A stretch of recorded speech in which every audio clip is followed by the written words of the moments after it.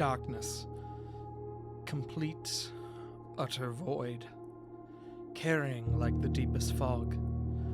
Echoing whispers carry on for what feels like eternity. Faces in a smog encircle around a burly red tiefling with broken horns and a decrepit right arm. The faces of the dead glare, cursing him. Yeah, I know the deal, fellas. Just let me through. The Infernal mutters nonchalantly, pushing his way into the smog, which wraps and wisps its way around his form. With a few shooing waves, the smog dissipates, giving way to the void once more. Xalvador Brothwraite! You hear, bub? The smog coalesces, giving itself form. A black, wispy silhouette of what was once a living, breathing human being. Two beady white lights, presumably eyes, are the only semblances of life and expression. Yeesh, that's not good. You've been through a rough deal. You're fading, friend. Hello? Where am I? Who are you? Relax, friend. You're gonna feel pretty disoriented. Name's Red. Are you Mr. Brothwraite? I am, yes. Okay, then. And, where do you think you are? I don't know. It's dark. Darker than the abyss. Yeah, I might have figured that. What is happening to me? I wish I had good news for you, Mr. Brothwraite. But, sorry to say, you're dead. What? My condolences. No, you're lying! I can't be dead! What about my son? As the specter begins to panic, the void around the two becomes more intense. The whispers of spirits grow louder. It's a lot to take in, Mr. Brothwraite, but I need you to remain calm. Calm! A layer of bubbling anger contorts the spirit's voice. The void crackles like static. It'll help you stay tethered. Tell me about your son.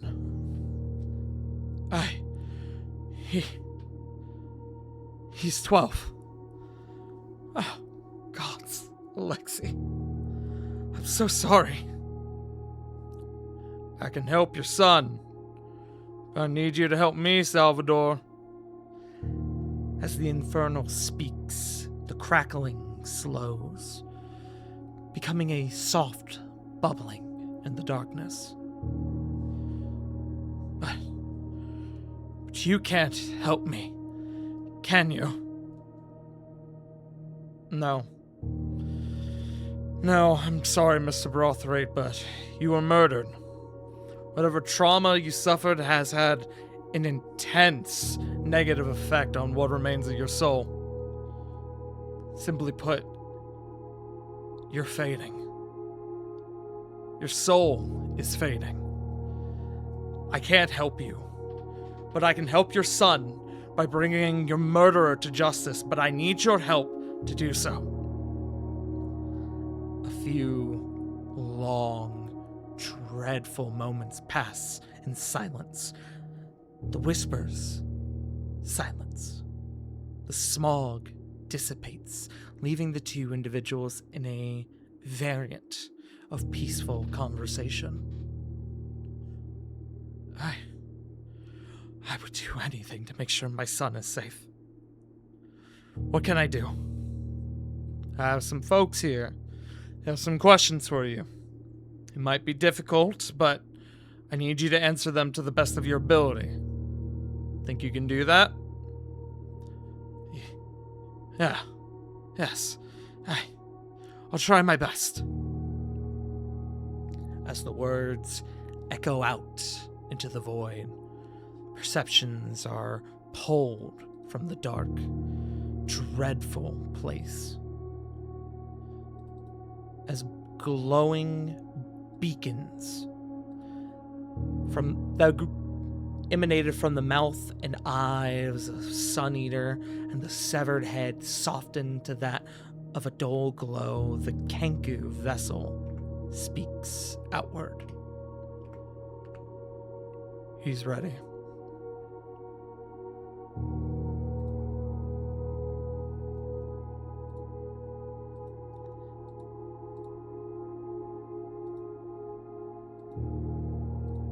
Guys, gals, and non-binary pals, hello, and welcome to another episode of Sins of the Blood. It is Sunday night. You know what that means. We are back in the city of Blackwall, and with me, I have 6 intrepid souls who will today change. Oh, man, what will they change? Only, they will do many things. That is all I can say at this moment. Hello, friends. I'll do anything. Angie. Let's go ahead and send it on around the table. Well, I said send it around the table. We have with us today our lovely intrepid souls, the Flustered Bun, the Wicked River 97, the CG, the Bo Mojos is what I about said, the Joe Mojos, and the Punkyard Dogs. The ones in the pit call me the Bo because I'm the best of all time, bitches. You can say that. The boat. We are still missing our friend Jay Frost, but do not worry, he should be joining us in the near future. But until then, my friends, let's go ahead and get your test rolls going. Oh god, right, test rolls. Yeah. 12. 5. 6. 15. That's my average number, apparently. I get 15 a lot.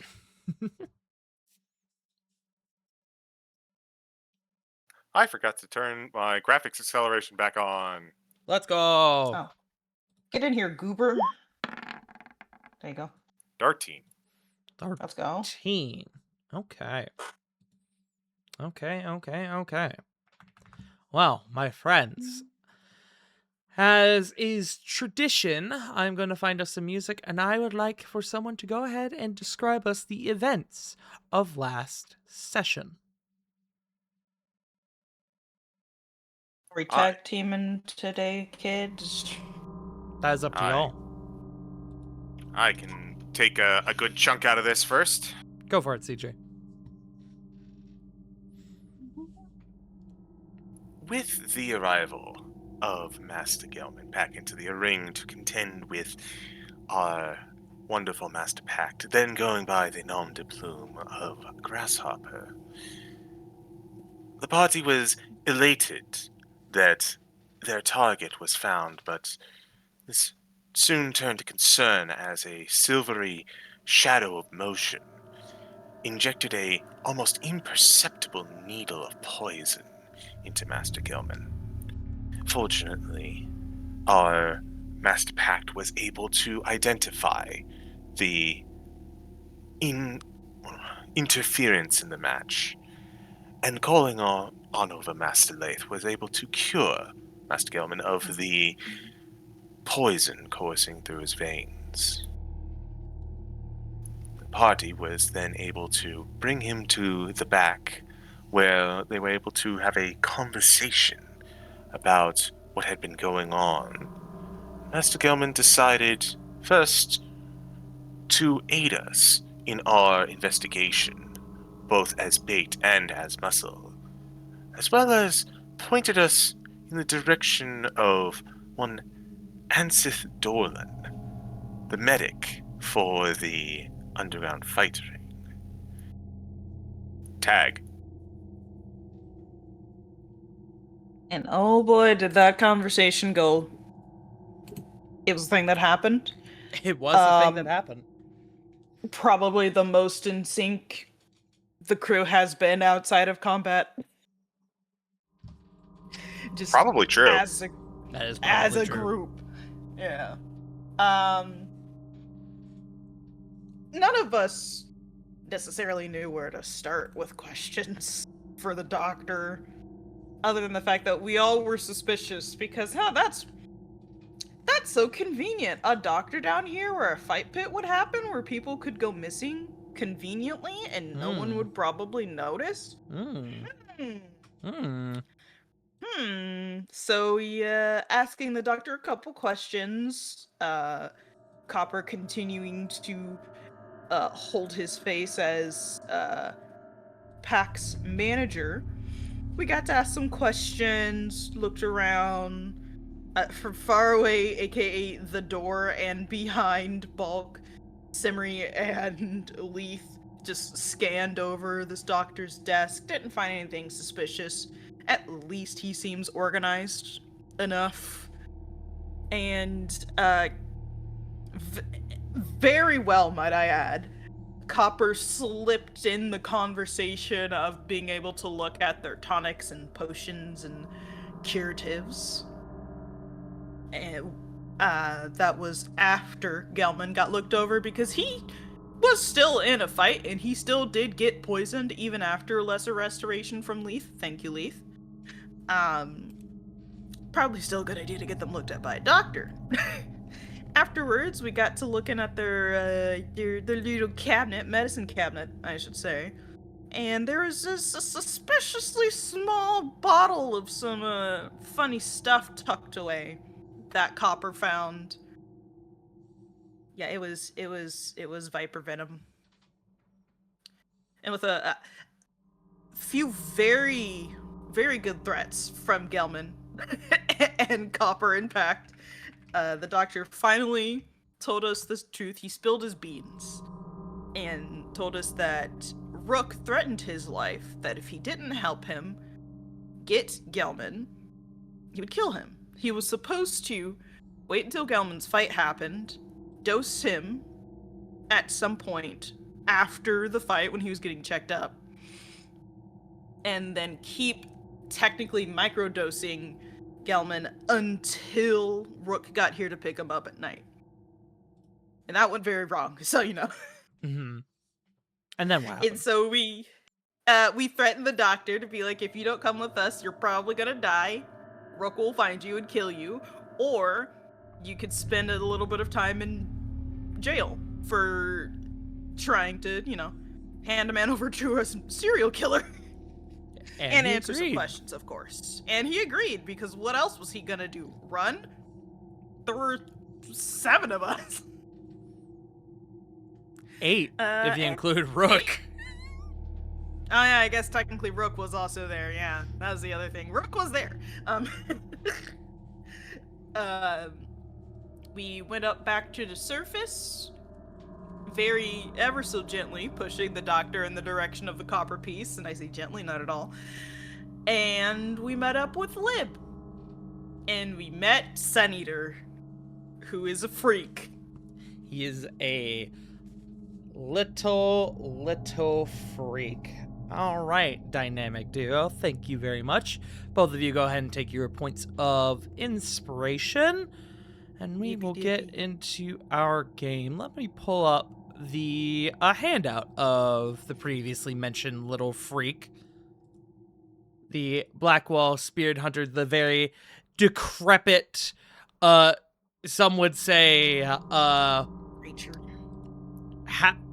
ramshackled Kenku that Haggard. is, haggard Kenku that is the Kenku vessel of Suneater, also known as Red, the spirit who seems to, in this particular instance, be possessing the body of Suneater. But with that, kind of carrying in. What's up? Go ahead. Some call him Red. Others call him. Yeah. Some call him, what the fuck is that? I would like, kind of as we carry into these events following the previous session. As last we left off, Suneater having been possessed by Red, had taken the severed head of Xalvador Brothwraite and had this almost like this miasma leak out from the skeletal innards of his form into the severed head, and bright lights began to emanate from the two forms.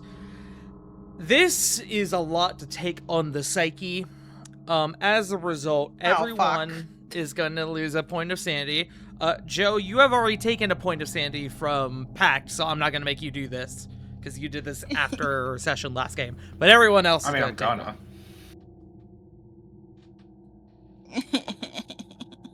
And then, after everyone does that, I would like sanity saving throws from everyone, please. Words are hard today. Yes. Too Make many. one Oh, for Solomon. turned I off would like to advantage last inspiration on that time. one. Oh, But hey, an natural 18. 20 for Solomon, which is incredibly good. Go ahead, Bulk. Yeah, 18, okay. let's go bulk. Yay. I'm gonna go ahead and use an inspiration on that. Okay. Fuck, I realized that was not a save. I can roll it again. Oh, Nobody has Actually, both of proficiency them. in sanity saves, so it should be the same thing. Okay. 19. Nobody, Yeah, I should say no. nobody has proficiency in sanity saves yet. Okay. yet. Yes. Okay, so Pack 21, Simri 18, Solomon 22, Bulk 18, Lath 12, and Copper 19. The only person in this instance who is going to fail is going to be Lath. Lath, you are going to, as it is especially taxing on your psyche, you are going to lose an additional point of sanity.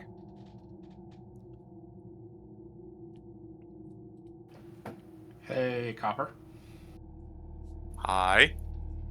You notice Pax reaching for a cigarette in his jacket pocket, but just putting it in his mouth. He's not gonna light it in the. He's not gonna light it inside the store, but he is just doing everything he can to make sure that he is not reacting to what's going on now. I need to, real quick, I need to roll a couple of things.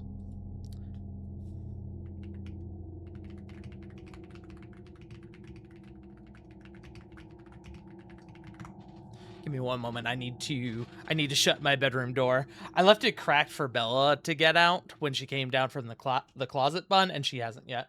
Oh, Bun is here. Goodbye, Bun. Okay.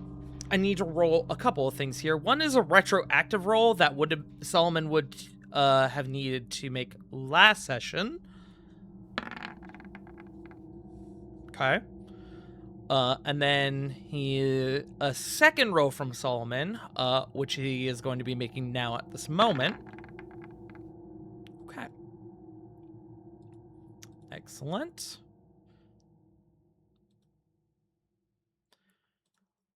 So that is a 21 and a 7 on those wisdom saving throws.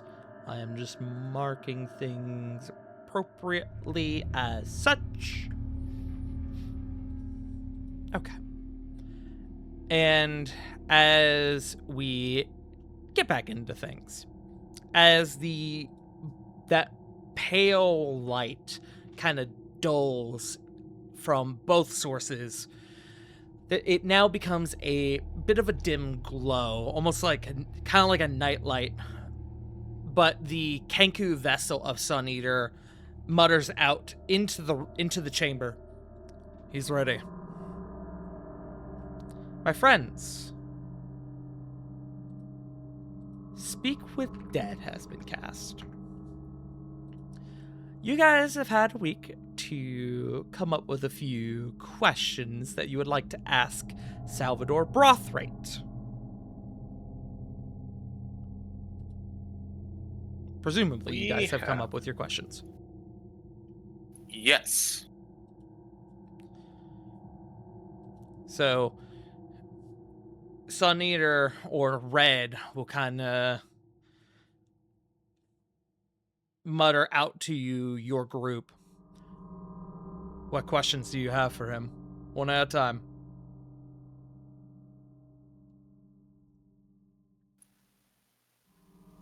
I shall start then.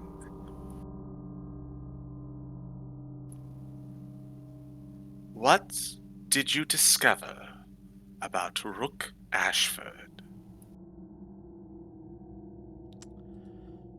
I need to just check something about Speak with Dead.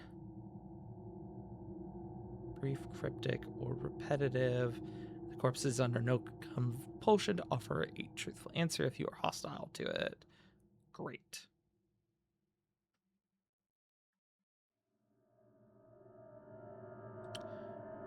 Can I have that? Can I have that question as well as the other questions when it comes to it? Can I have those in writing, please? Just for the sake of my notes. Yes.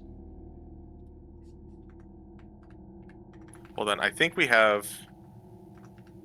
It should I be have pinned. them. No, I have it got pinned. it. I was just thinking that we had a channel for it. No, I'll We just do- throw we them in do the not. library, though. Yeah. Excellent. I'm going to... now, I see 4 questions. You do get 5, so I just want to confirm. We, as a group, decided to leave a floating question in case one of the responses prompts another question. Smart. Okay. We have a collective brain cell, yes. Sometimes.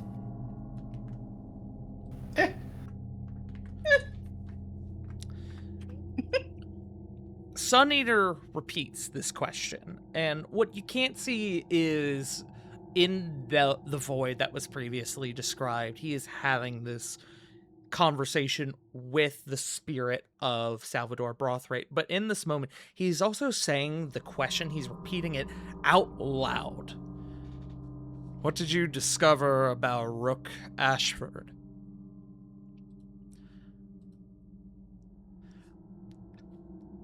The spirit mutters back a response, and as it speaks back to Red, you see that the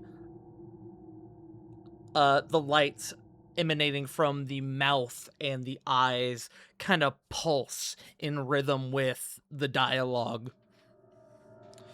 He's a serial killer.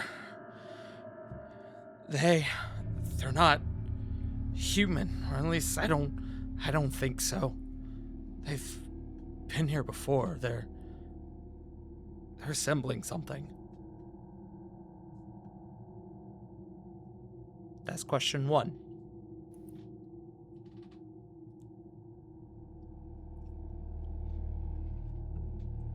Okay.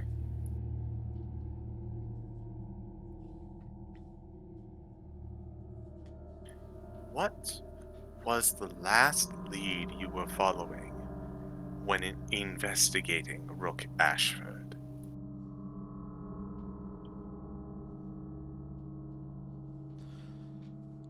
What was the last lead you were following when you were investigating when it came to... Wait, I'm sorry. What was the last lead you were following when it came to investigating Rook Ashford? I was following up with a tip from one of my informants, one of my cohorts in the Black Watch. He said that a couple of their folk have been going missing as well.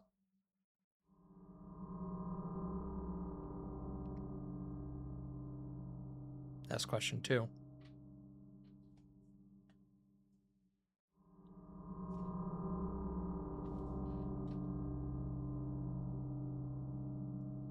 I'm trying to decide which of these two to I go think with. the first one first. Yeah. What do you remember about your surroundings? Sight, smell, and sound from when you died. What do you remember about your surroundings from sight, smell, and sound from where you died?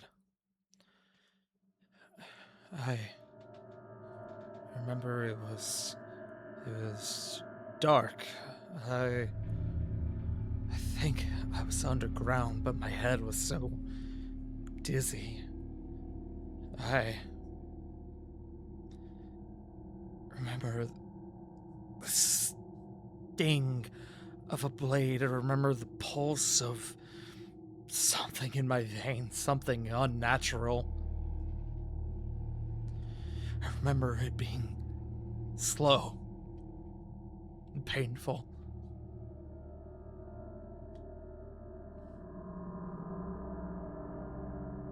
Okay, above game. Based on that, I'm pretty sure how did Rook kill you is not going to fly. That doesn't seem like it's going to provide any... Mm-hmm. Yeah. Agreed. It also seems to tell me that he was probably ambushed and drugged, so following anything based on that seems to be a dead end. Mm-hmm. You'll have 2 more questions. Okay. And if you need time to discuss above game, you are welcome to do so.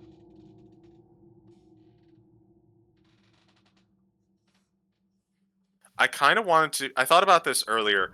I kind of wanted to ask him if he left any information behind. Just for y'all's I reference, not to interrupt, y'all have time to think about these. Because this is a 10-minute spell and I don't want to linger on this forever, since we've done 3 questions so far, I'm going to give you guys 7 minutes. 10 minutes minus your 3 questions. 3 minutes. I'm going to give you 7 minutes to compile your last 2 questions. We have a couple others, so hopefully I don't think it will take that long. I Take don't that think long, I don't yeah. think it will either, but I'm just letting y'all know. Thank you, though.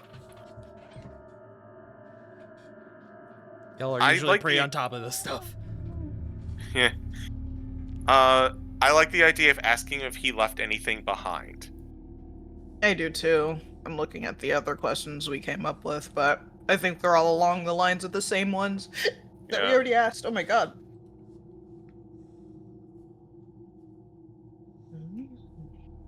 So, I'm thinking, did you leave anything important behind? Information or anything else? Did you leave anything important behind? Maybe information or anything important? I remember being in the cold and I was outside. I remember hearing the sounds of shuffling in the snow. I remember going for my blade. A short sword. One with a garnet pommel. I dropped it. Expensive. If the short sword is still there, we could identify where this ambush took place. It depends on how long ago that was. Above that game. was- Hey, Hey. Sorry. No, go ahead. Could you describe the short sword again, please? He simply described it as a short sword with a garnet pommel, which, for those who don't know, sword lingo, is basically like the knob at the end of the hilt. Ah, yes, the red Sword knob. lingo.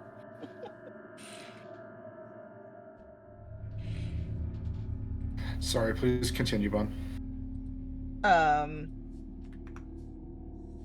Somebody was just saying, because if this was when there was a lot of snow, it's going to be much harder to find.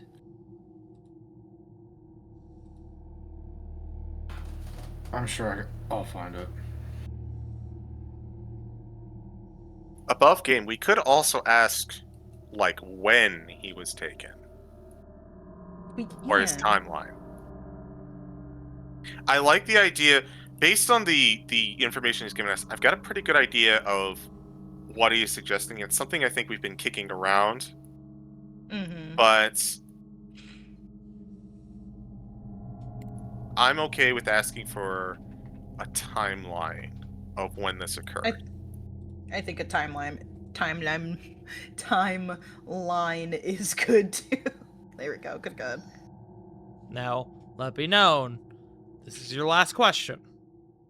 Yeah. I don't know if anyone else has any questions, so. Yeah, I'm trying to think. I'm trying to think of anything.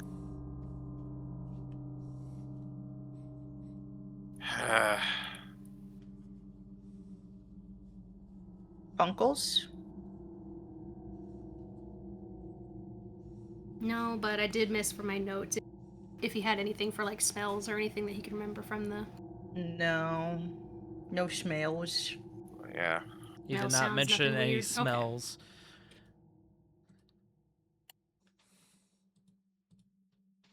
Not timeline sounds good.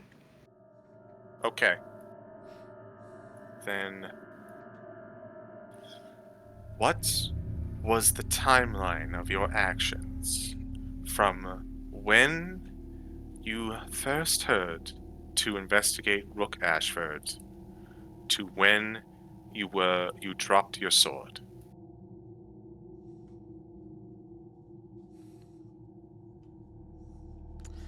I will say, I'm being gracious with y'all because that is a very long question. Okay. Can I have that? You broad stroke your day. Yeah. Last day you can remember. Can I get a slightly more specific wording to that question? Okay. I guess we could ask, do you remember what day it was? Yeah, we could have asked Or around. what time of day? Yeah, date and time. Yeah. River typing. Yeah, I think that's good.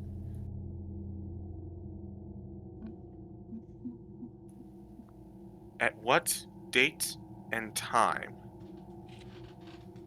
were you ambushed in the cold and dropped your sword?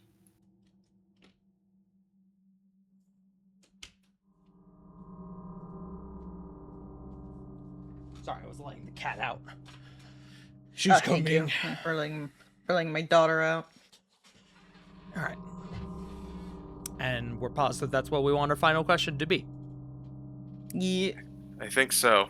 Also, I just like the idea of I cast Speak with Dead. What is your first question? So how was your day? Day. How's the kids? How's the wife? No one is ever considerate about the dead's feelings, and frankly speaking, I think we're progressive in that sort. Shit. Suneater or Ren repeats the question to verbatim to the spirit of Xalvador Brothwraite.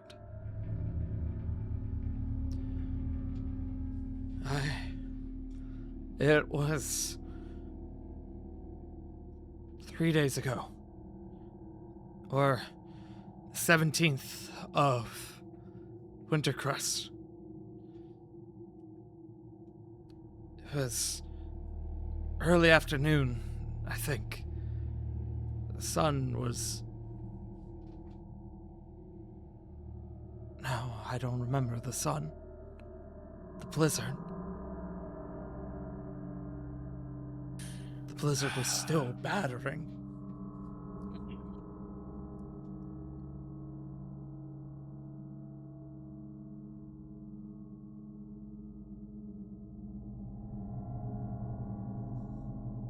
That was my concern. So Fuck, this he only remembers a whiteout?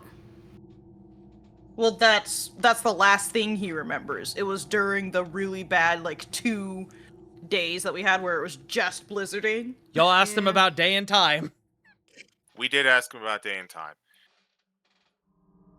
That was when... I believe it was That was when when we actually discovered who Rook was. I believe it was when when we had met and we were the blizzard was the day that we tracked down Gilgug and also went to the fishery. Yes. Hold on. We checked out the Avery that day as well. Yeah. Yeah. And the I was Avery. about to say that was the day. That was the first day of the blizzard. Yeah. That Which was is the what I was 17th about to of check, but August. y'all had it unlocked. Good job. Yes. I put notes on my dates. Same. In-game dates. Let's go. Even put that shit in bold. Mm-hmm. Yep. I had some and then I lost it somewhere. But No. good jobs. We have much to ponder, I think.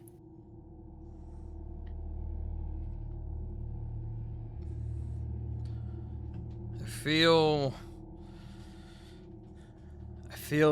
the tether unraveling. Y'all got anything else for him? Now's the time.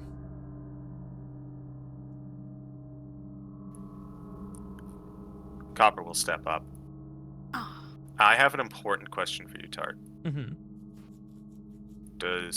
I know this was in the intro. Does Copper know about Salvador's son? Make me a history check with advantage.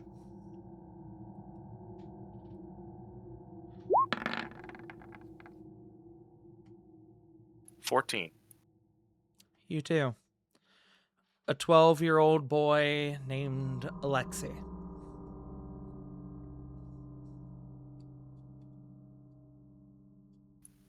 Copper will step up. Thank you, Master Brothwraite. I will see that your son is cared for. And I regret to have put you on the path to have separated you two. You have my sincerest apologies for how things turned out. Sorry, Bob, he can't hear you, but I'll relay your message, Red says to you. You're, Copper. Go ahead. Go ahead. Copper grimaces and gives a curt thank you. He is unmoving, given his current state, but you get the sense of acknowledgement from him. Your old pal Copper, he said that he's sorry that things ended up this way, and that he's gonna take good care of Alexei and your son, and that he's sorry that to set you upon this path to separating the two of you. There's a long pause. Copper? Copper? I remember now. He's the one who had me look into that bastard, Rook Ashford. He's the reason I wound up in that blasted cemetery. This is his fault! Salvador, that's not true. You're losing control of what's left of your soul. You need to calm down. And there is a surge of energy that begins to coat the head before you. The lights seem to intensify. I'm dead because of him. My son is alone because of him. I'll make them pay. Both of them. All of them. And you hear Red after a moment go, shit. And he pushes you back, Copper. Incoming! There is... Let me actually get some music here.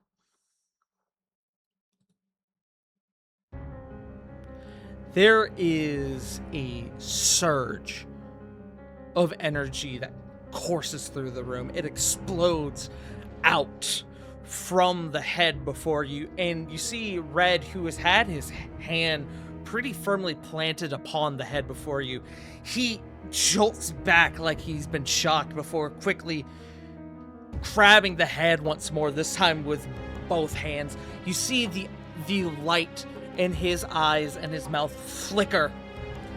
And you watch as that miasma begins to foam out from the head once more before, almost like a geyser, it begins to spew, but it's not that pale, clear color that you saw before. It is black smog. Shit. Lib, What's I need you happening? here. The rest of you, outside, now! As you can see that light in Sun Eater's maw and eyes, it's flickering like a unsteady bulb. Simri is going to grab Copper before he can try and stay in. I was gonna say, if anyone trips, he was gonna grab Copper and leave. Pack's already out the door. Yeah. I'm being abducted. Pact has Bach will been scoop gone. up Leaf then, since Simri already has Copper taken care of.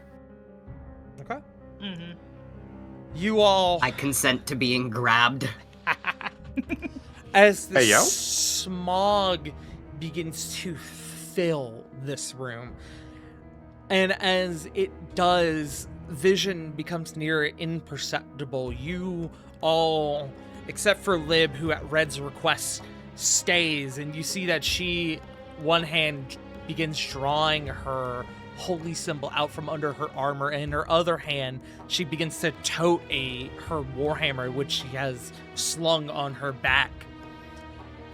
You all make your way out into the streets, and it is, as you're moving out, that this smog is flooding out from the back room, and it isn't long before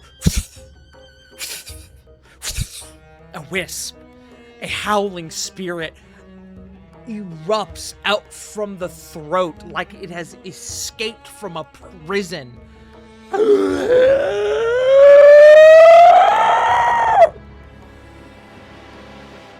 And then another, and another, and another, before erupting, this tidal wave of spirits begin just flooding the copper piece.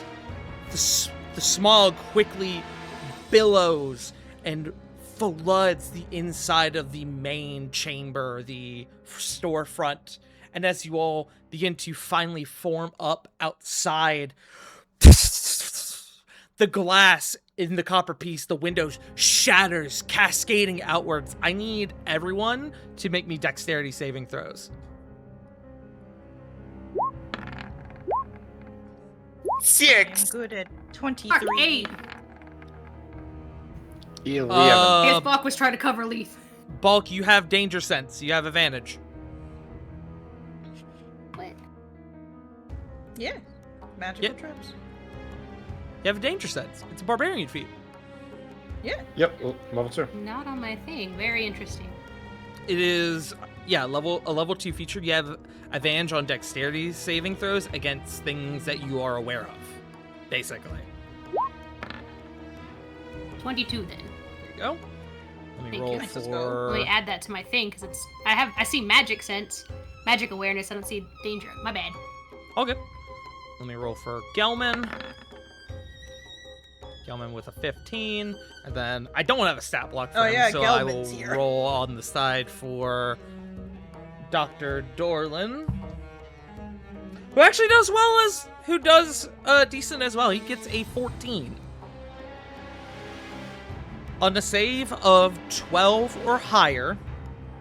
You all are able to shield yourselves from the exploding glass as the spirits and the smog begin to cascade outwards from the interior of the copper piece. For those who failed, which I believe is Copper and Pact. Oh, I need to roll for Solomon as well. Yeah, I think you were about to say that and you got distracted. Solomon passes Let's as go. well. So for Copper and Pact, you both are going to take 4 slashing damage as you are caught by some of the shrapnel.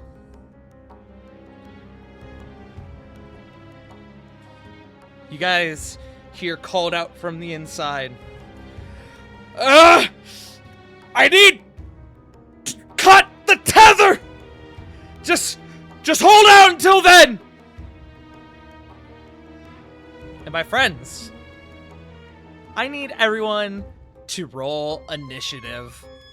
Oh no, Oh, boy. bad. That's a lot of wisps. As spirits begin to just, like a flood, begin coming out of the open walls and the door that you guys came through, the broken windows. They are just flooding outwards. Oh, fuck. And let me change your music. We're all kind of lined up though, which is great. Yeah. Okay, so let me real quick, because I didn't clear y'all's last initiative, so give me just a moment. Let's see, so Solomon is not on initiative yet. I said Solomon is not on initiative yet. Shake fist at roll 20. Simri with a 20, or sorry, with a 13, so No. that 20 is incorrect. Pact, that 18 is not correct. Oh, you know what? I can actually look at my other monitor and see the correct ones. Awesome. That's helpful. That guy's not even alive anymore.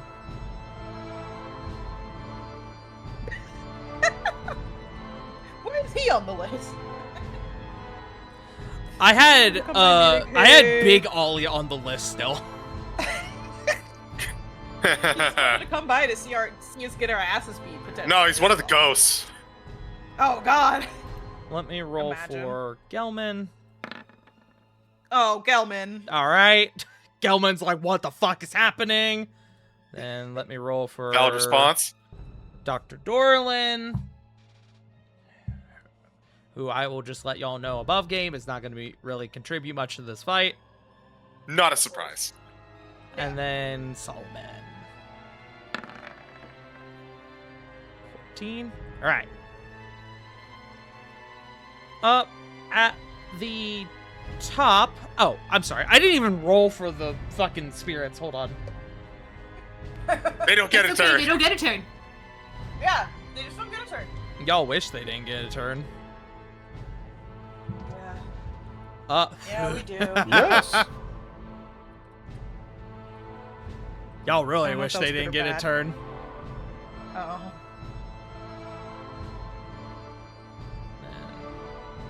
This one. Fucking got him, River.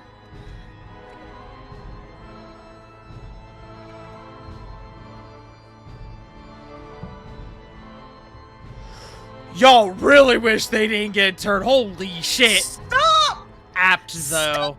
Honestly apt.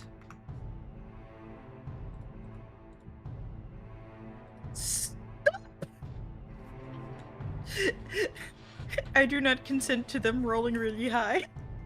One of them got natural 20s.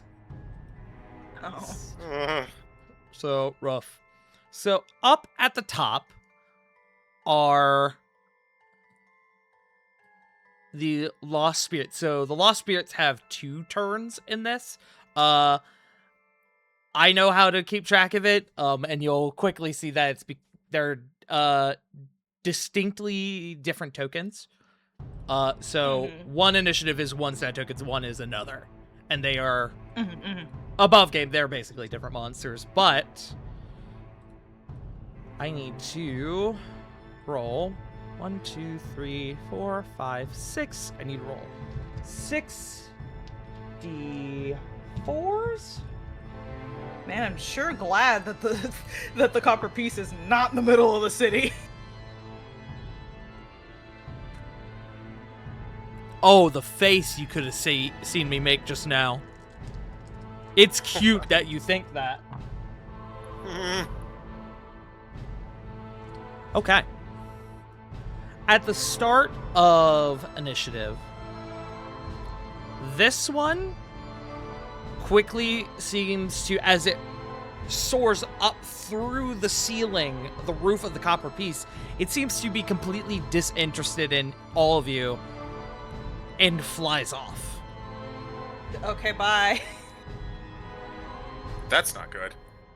No, my God. The rest of them, though, No, the squishies!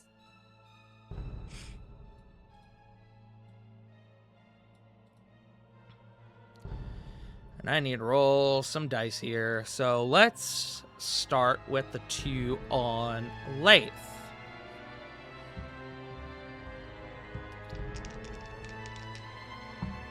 Lath, that is a 22 to hit. That'll hit. You're going to take 12 necrotic damage as this spirit latches onto you, and you see that its mouth begins to turn into that of almost like a vacuum, and you feel your soul being tugged out of your form. Your strength wanes, and for the moment, until a time designated otherwise, Lath, your strength score is decreased by 1. Hate these motherfuckers. So make sure to record your original strength score and then decrease it by 1. Second attack. That is probably not going to hit. That's a 13.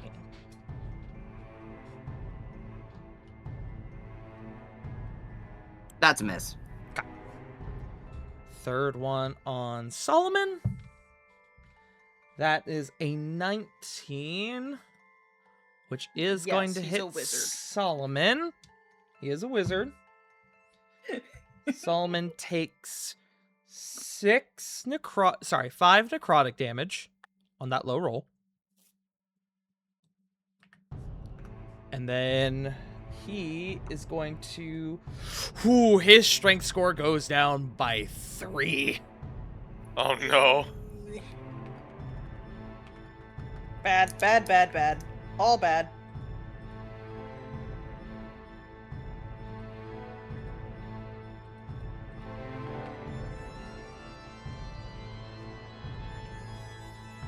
Hold on. Sorry, I'm making a note on his sheet.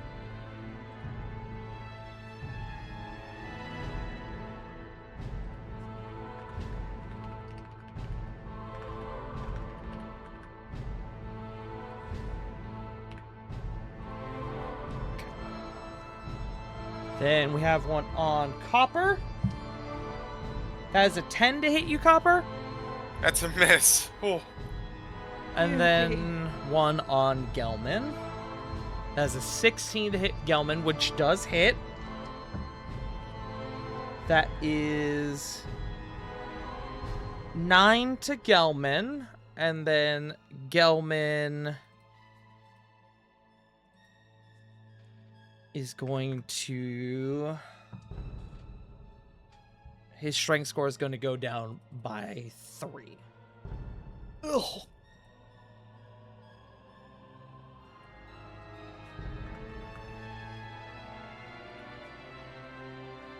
And I'm just making a note.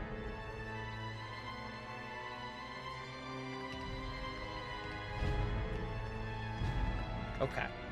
As this wave of spirits descends upon your group, as they begin to flood out from the copper piece, and they begin to latch onto you and begin to drain your souls. They begin to sap your strength. Bulk, it is your turn. I didn't ask for this ghost shit. We aren't the Ghostbusters. He's just gonna look at Copper and Pact like, can we even hit these things? Pac just draws his sword and just shrugs. I sure hope so. He's gonna pull out his new maul. Okay. I guess we'll see.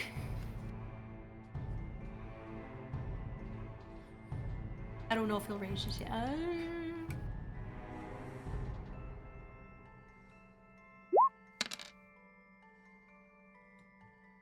Yeah, might as well.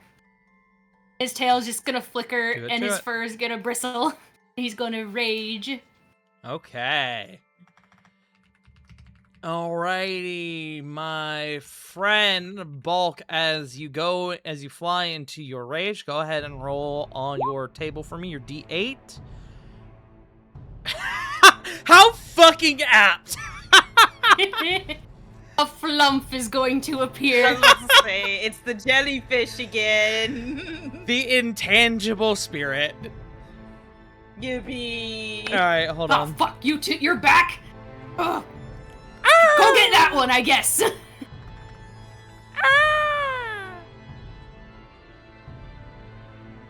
Hold on, I'm getting a little image. Here we go. Oh, I don't know why he made the background blue. Why is it dark now? Where are you? Where are you Nighttime. planting him? Okay. By that guy. Okay. At the end of your current turn. Coming. Okay, great. All right, that is your bonus action. Let me give you your marker for rage. Wait, I lied. Sorry. Okay. Is it too late to say he goes there? Goes where? Sorry. In between those In two. the Oh, middle in of those between two? them? Yeah, that's fine.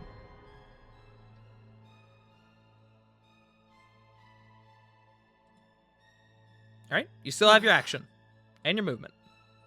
Yeah, and he's gonna. Well, he doesn't have to move, I don't think. Wait, I forget. Does Amal have reach?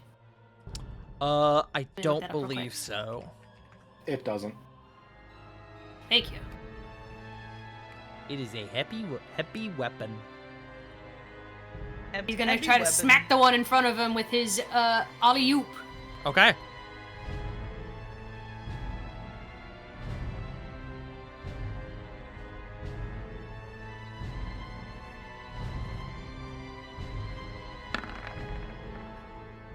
Nice. 19. A 19 does hit. Alley-oop is a very good name for this, by the way. I Thank you, agree. thank you. Roll your damage.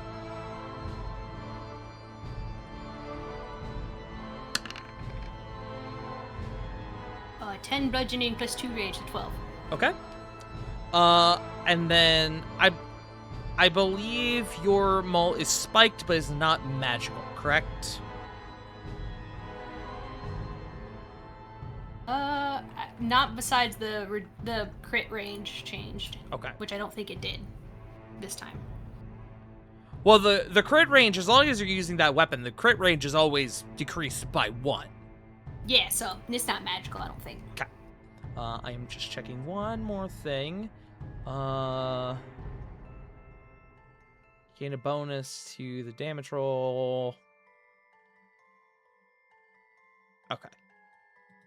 As you come over and you take a hefty swing of the newly acquired maul, it cuts through the spirit, who you see like dissipates full like a mist, like you're swinging through smoke before it slowly begins to coalesce.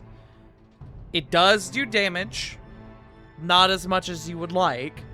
It is resistant to non-magical damage. But you did damage him.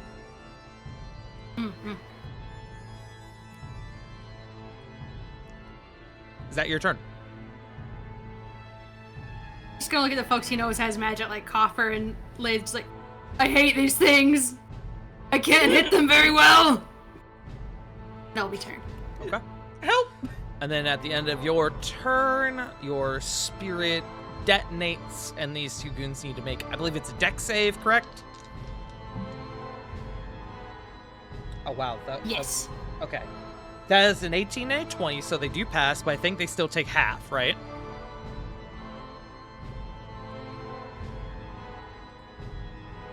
I put the tab away one sec. There it is. Drop it in chat for us.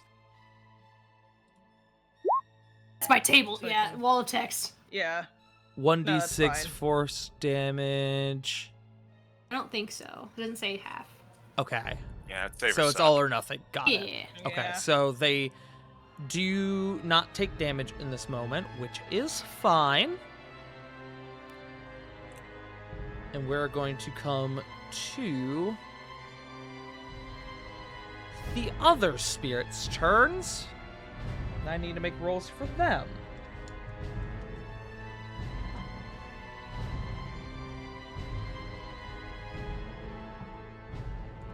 Okay. All 4 of them are going to descend upon your group. Mhm. I need to check their stats. Okay. I do just kind of love that one that just fucked off, though.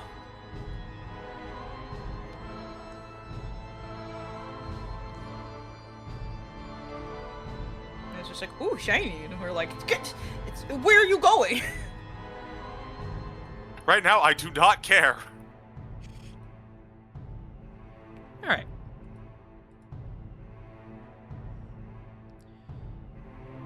As these 4 spirits course forward, they seem... What's a good term to use?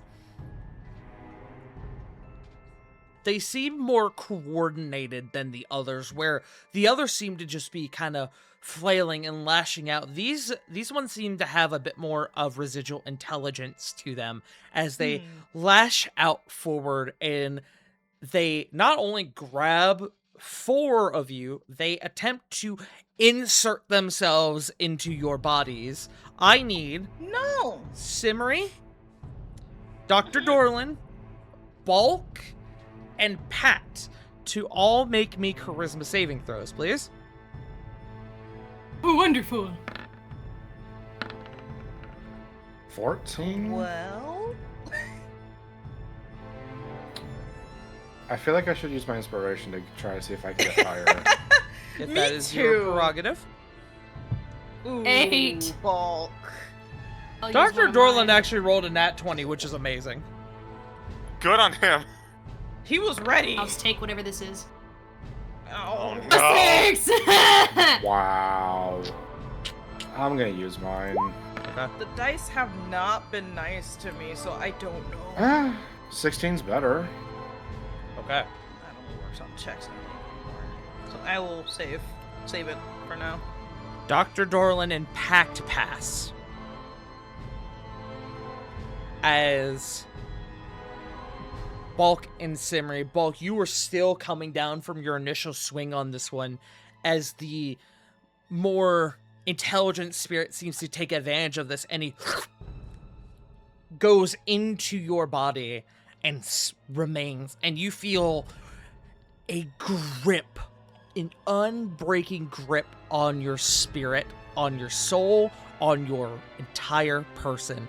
Simmery, you watch as this one actually goes through Copper. It comes around and ensnares you, and the same thing happens to you. Simmery and Bulk, you two are possessed. Yippee.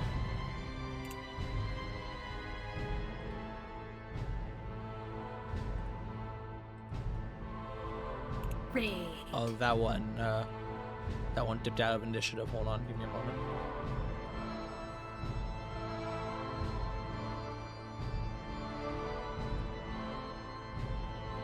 I think I've broken this token in front of Bulk, which is really funny. Uh-oh. Something to note for later. So I moved it to the GM layer, and I can't interact with it at all now. Oh. I can't, it's not on the, it says it's on the GM layer, but I can't interact with it. And it's not on the token layer either. I can't interact with it. That is suspended to all eternity.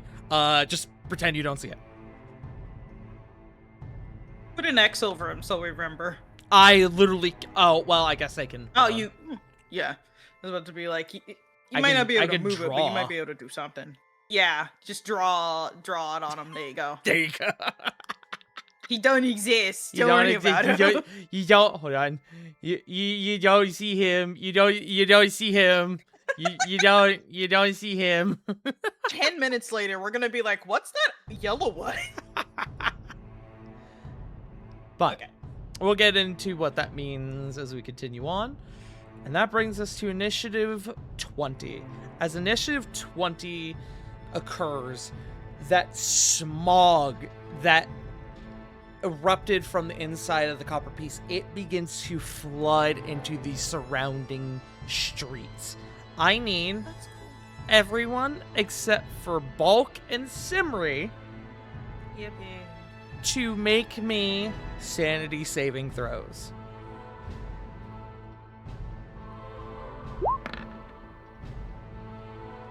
$16. Why did mine roll? I don't know. Try again. Ooh. I Actually, got a 19.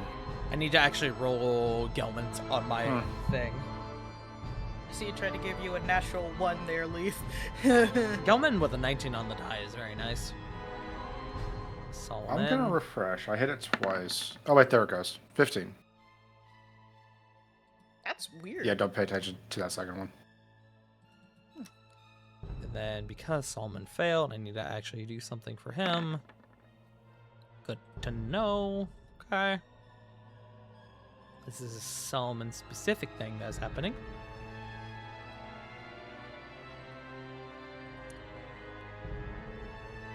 Okay.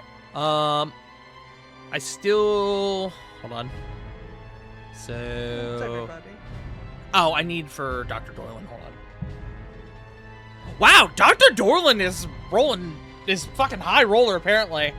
Yeah, I wonder who's stealing our rolls. Weird. Kill Dr. Dorland.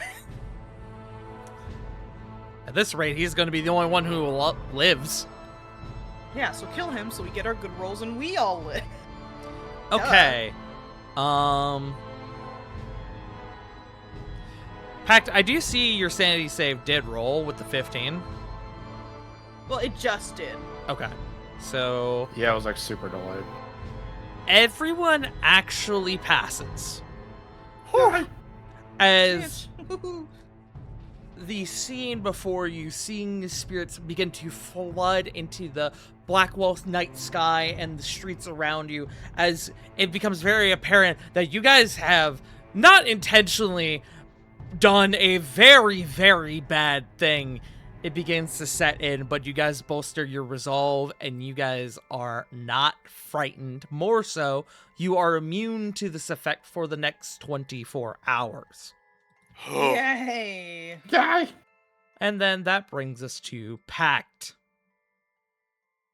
Alright, so this fucking dude is like all up in my grill. I'm gonna smack him with a sword. Okay. If my character sheet would load. Roll 20, please. Hang on, give me 2 seconds.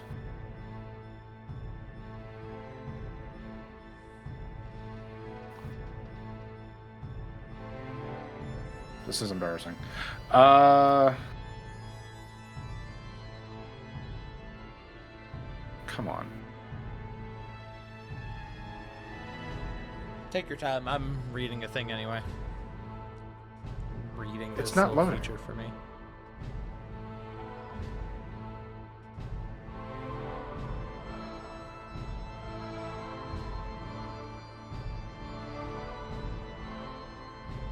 Do you think it's your internet or roll? It could be both, honestly. Internet and roll 20.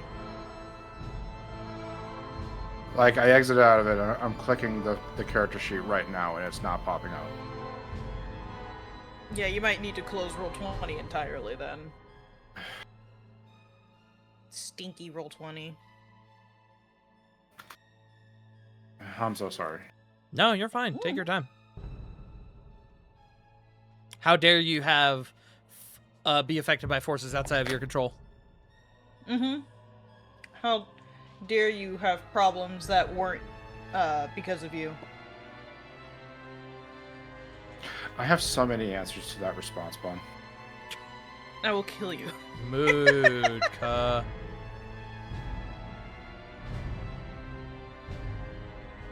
Okay. I think, finally, Christ.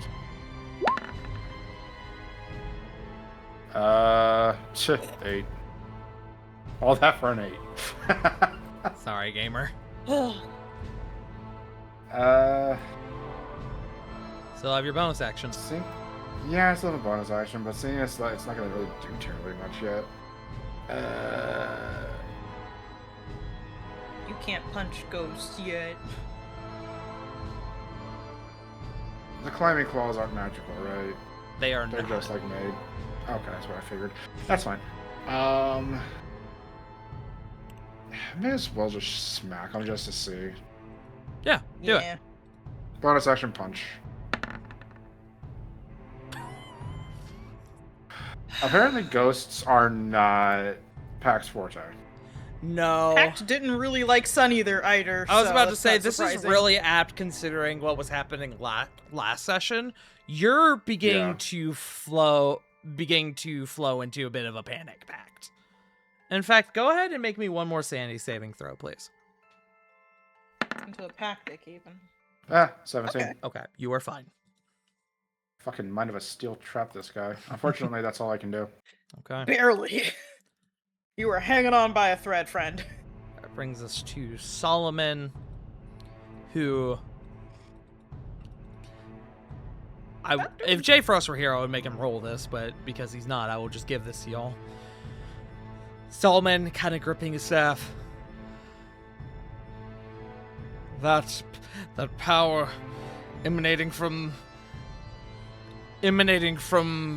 the head is a dark power. Take care when using your magic.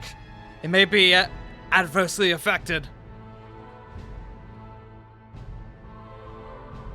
No.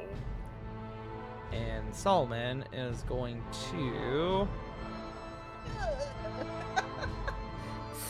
All the casters in the party go, fuck! Solomon is going to just start off easy with a magic missile. 1, 2. Those were garbage rolls. But it's going to be all against the one in front of him, which does take all of it. As it begins to buffer it, and the spirit comes apart before slowly beginning to reform, but not fully. Damage has been dealt. Is that 7? And then that will bring us to Lath. Get him, cleric. That's me. There you are. Yibby, within 30 feet of you. Kill me! Yep. Give me one moment. I just That's wanna everyone. Know... Turn Yeah, undead. that's pretty much everybody. I just want to know what Leith's turn undead looks like.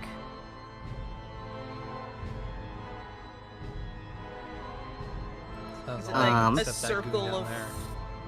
It's like a circle of very cooling water.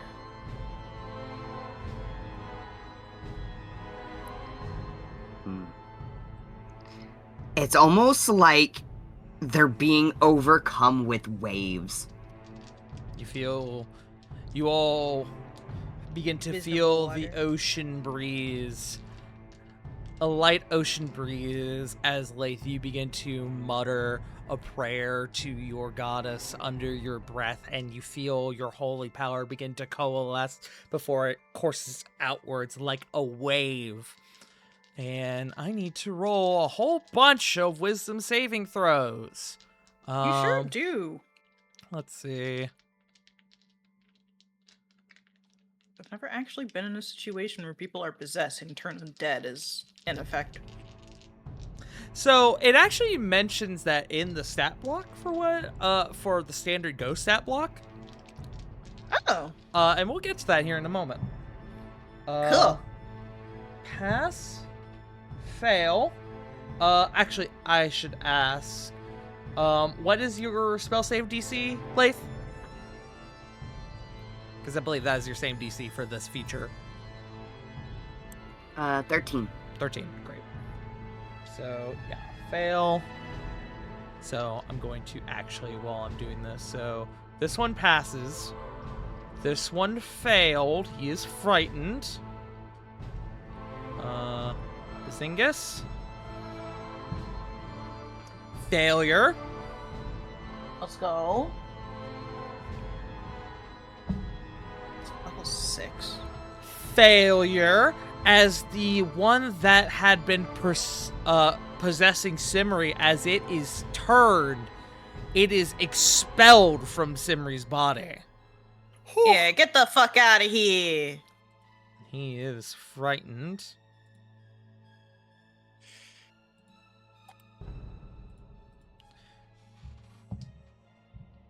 That's cocked to all hell. He passes. Oddly enough, the 2 passes have been natural 20s, which is pretty funny. Oh. Huh. So he, It this is one level up by 5. bulk is fine. But then the one possessing bulk fails. Oh, Yay! You're safe, Copper. I can uncover him. He's Now, back, guys. Don't worry. I do need to check something for rage real quick. Because I do believe Bulk's rage does still carry over, but because the possession does rule the character possessed as incapacitated, I need to confirm if that ends rage or not. Yeah, that's weird. It ends really if you are knocked unconscious, or if your turn ends and you haven't attacked a hostile creature since your last turn, or take a damage sense. No, your rage is still up. Nice. Hell yeah. Yippee. That's a Crazy. failure. Holy shit.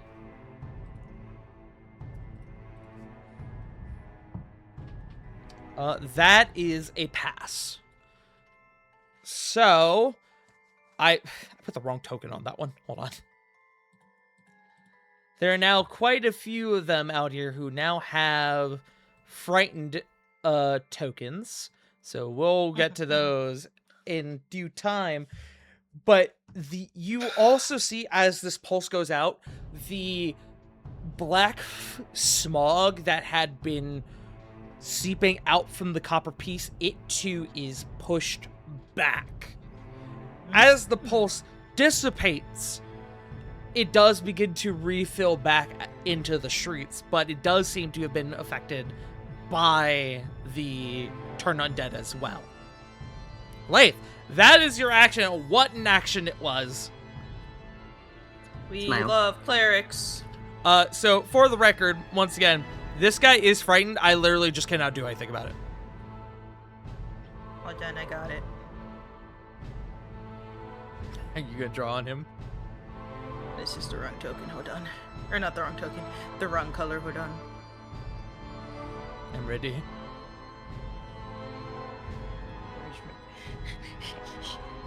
I just literally can't touch him. Oh wait, I put him on the map layer. God damn it. oh, There you go. There you go. how about the bad player? Oh, No. All right. He is frightened. Great. But like, you Yippee. still have your bonus action. You still have movement if you wish to use it.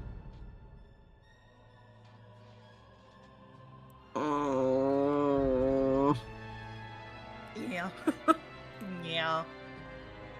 Laith is in a very Bad. pickled predicament here.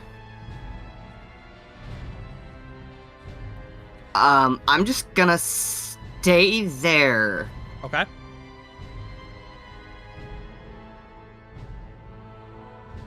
You seemed unsure, so I'm just making sure that you're. Yes, You're coasting, because if okay. I move, I have a chance of leaving Solomon, and I'm also surrounded, so I'm... Don't want to do that. I understand. Okay. Yeah.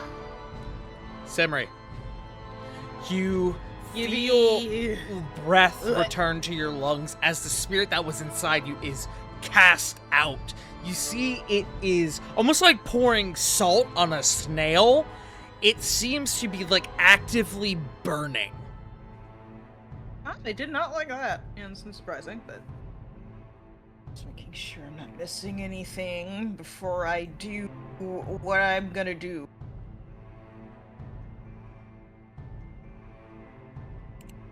Did I add that? Don't think I did. I don't think I added my dueling modifier. I'm gonna be real. I thought you were about to say I didn't add my dueling disc. Yeah, I just gotta get my dueling disc. You dual done, guys. disc. No, I did. I did. I just wanted to double check. 'cause Sibri it's been summons so long fucking since Exodia. Fuck That off! would help. That would help us It- in this fight, actually. it- Nothing- Obliterate! Yes. It would help and probably hinder. Another guy is going to pop up an initiative. Just ignore it. I have a couple tokens off screen that I'm using for their initiative. Mm-hmm. So just ignore it.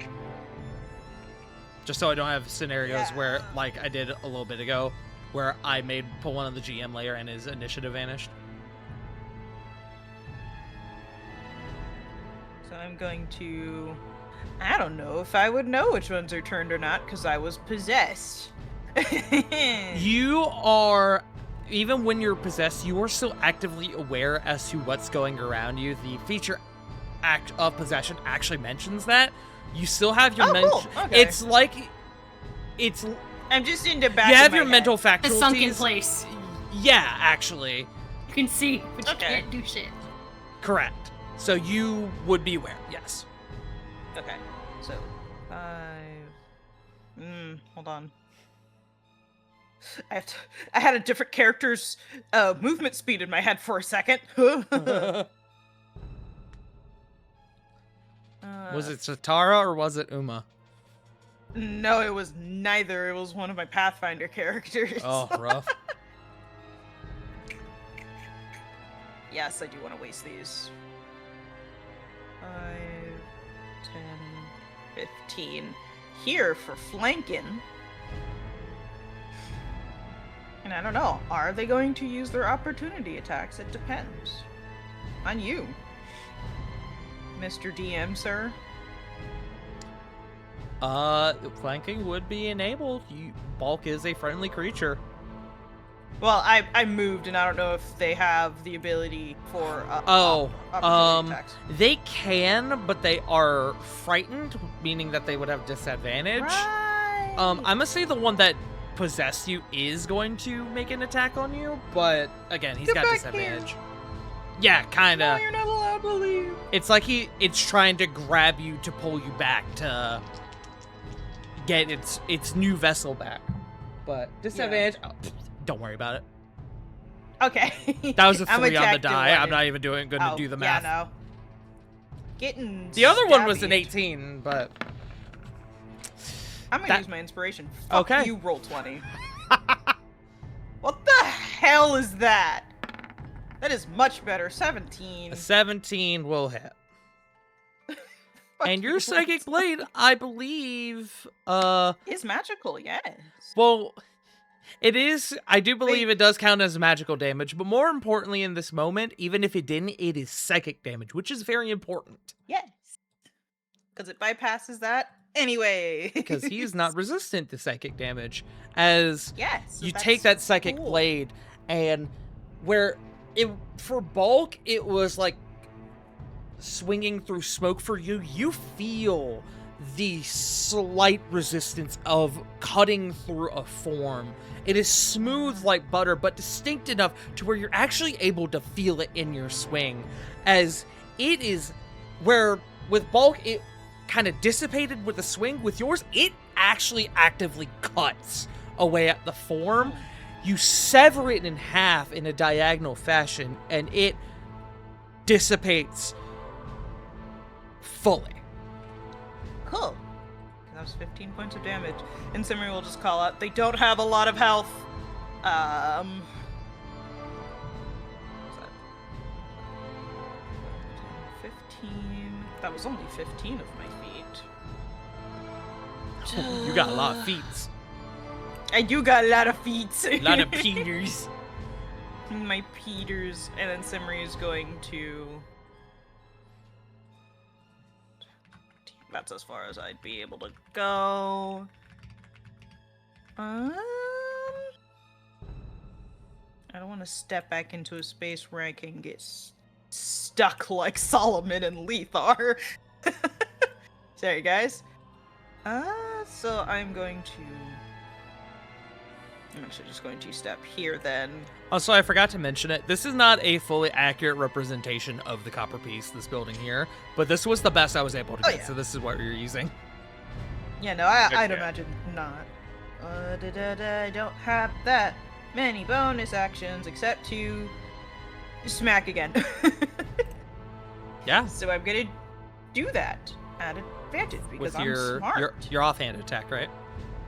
Yes, my offhand attack. Yeah, which do it. is gone. All right. No offhand attack for you, I guess. The modifier would still be the same, but it was just the damage that's different, correct? What do you mean? For my offhand attack, it's just the damage that's lower. I believe so, because you have, it's part of your feature, right? For Psychic Blades? Yeah. Let me just, Kind of. I'm Oh! entering the mainframe. Yes, there Yes, it is. the damage At the very dice of this bottom, bonus okay. attack is 1d4 and 1 is 1d6. Yes. So I will just roll the same one again. No. That does not hit. No. Which is fine, because I didn't want to attack that one anyways. Is that your turn? But that was movement and bonus action. Movement, action, bonus action, yep. Excellent. That brings us to Dr. Dorlin, who is going to actively begin moving away from the spirit that was after him as he, I didn't go to medical school for this!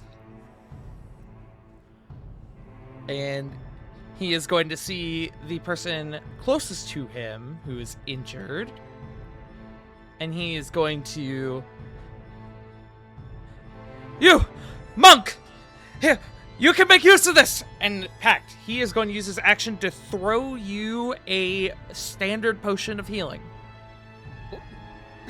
Hits you in the face.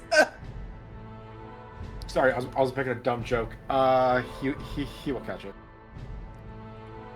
I'm a doctor, not an exorcist. That's a good joke.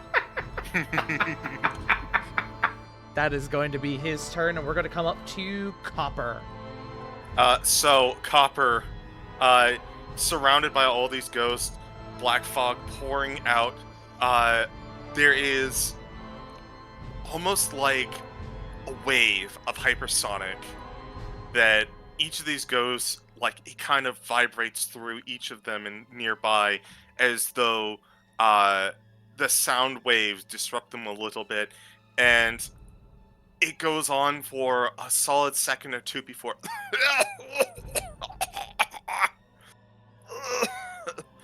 I did not mean for this. Okay, Draconic Cry. Give me one moment. So that is within 10 feet of you. So that will be Solomon, Bulk, and Pact.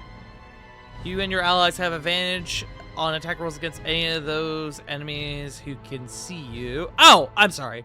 It is enemies within 10 feet. So... let's see. Copper just goes. Any enemy right now that has a target icon on them, you have advantage on, let's see, until the start of your next turn. So until the start of Copper's next turn, any enemy that has a target on them has advantage against them. Mm-hmm. Good call. Let's see. Of those in my immediate vicinity, because I think it glitched out on my end. In my immediate vicinity, who is not frightened? So the ones who are not frightened are the ones who don't have the silly little icon on them. Right, but it's not showing for me. It's a me This thing. one- Oh, This I one see. up here, This and then one, the two down by and then these two Gelman down Impact. here. Okay. Gelman is getting a little swarmed, and I have trouble with these guys. So I'm going to look at this one, just because he's the one in line of sight. And you know what time it is. Pew pew. Eldritch Blast. Do you have pew pew yet, or is it just pew? Is Just pew. Ah, That is a good pew, though. That'll hit. that is a good pew. That's a pretty good pew. Solid good 9 pew. damage. Much Some like, force 2 thunder. much like how Simri's blade cut through the spirit itself, and like how Solomon's magic missile seemed to actually take chunks out of this form, you send off your Eldritch Blast, and it physically connects with this creature, and you see part of it.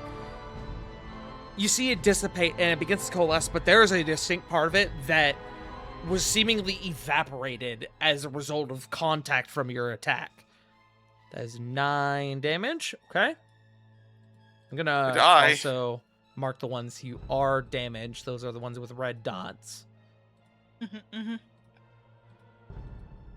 And I really don't want to move. Yeah, that's valid. I imagine it's going to get worse from here on out, but I'm going to gamble and say I don't do anything. Yeah. We go. Actually, quick question. Is Mist nearby? Mist, I don't Mist? believe had a role in the last scene. Because they were out when we were down in the sewers. Right. Oh, they would have come back with me. Okay. Yeah. I would say yes, but for the sake of ease for this initiative, I would ask that we probably not include Mist in this. That's fine. That brings us to Gelman, who crack his knuckles. Never punched a ghost before. And he's going to That's gonna hit. He's gonna punch a ghost. Oh my god! Good shit, dude. Even halved with the resistance, 7 is what he needed as he punches the ghost and it fades away. Then he is going Obligatory. Piss off, ghost. Joke. He's I had a buddy once. He once said, "Oh, piss off, ghost." Gets advantage on this one. That's 25. Okay. As he swings on this one, and it doesn't seem to do too much, it goes, "All right, this one's a little meatier." And that's going to be Gelman's turn. Back up to the top. We come to as we reach the top of round 2, I need to roll something. Okay. Those of you with higher passive perceptions would begin to see there's a radiant light beginning to culminate within the interior of the copper piece, one that is very faintly beginning to shine through the smog. Do with that information as you will. That's going to bring us to our lost spirits. This one who's frightened is going to fuck off. This one who's frightened is going to fuck off.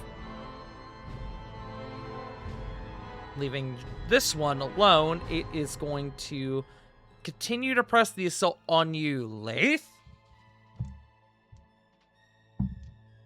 That's a 21 to hit, Lath. Okay.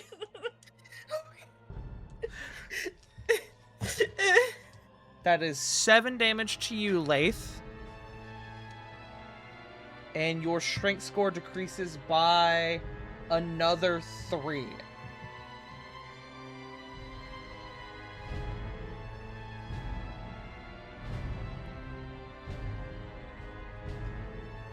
Guys, I don't like this. Yeah. I agree. Lath, what is your current It strength sucks score? here. 9? With the 3 you just took? Yes. Okay, understood. Really bad. Really, really bad. Smile. He's the only one, so we then move on to Bulk. Bulk, this one next to you is it was cast out from you from Lath's pulse of divine magics that coursed out. And it now seems very frightened of your group, and more specifically of whatever Lath just did to it. Not so tough when little blue's around, huh? Gonna swing. Go for him. Alley-oop. That was It- almost a natural it's- 20. I should note, Ease though, the natural 20. you do have advantage on him because of Copper's Draconic Cry. Yes. Fuck. That's better. 22. That will hit. Roll your damage. 10. Okay. Alrighty. And his bonus action, he'll send a flump over to keep little blue safe. Whip. Float on the other side. Okay. Is that your turn? Yeah. Then at the end of your turn, the flump. Do you have a name for the flump, out of curiosity? No, not yet. Not You yet. might think of one. This is only. Oh God, you're back. Ah. Okay. I'm pretty partial to Gilbo, but I'm biased. We are very biased. His name is Explodo. Explode. Explodives. Explodives. I'm watching a lot of Campfire Cooking in Another World. I'm partial to Sui, S-U-I, but I don't know. I'll think on it. Yeah, take your time. Not for I was another just time. wondering. Turn. Yeah. He does fail the dex save, so roll me 1d6. 5. Nice. Okay. He is not resistant to that. As we get to the next batch of spirits' turns, the 3 here, the 3 who are frightened, much like their friends, they fuck off. And they That one don't below really go Solomon in was any frightened. direction in particular. They just kind of fly out into either the night sky or off of the street. You see there are none of them are going back into the building, notably. Yeah, they fuck off. They fuck off. That brings us to initiative 20. And I need to, as we are now in the second round, I need to roll something. Give me a moment.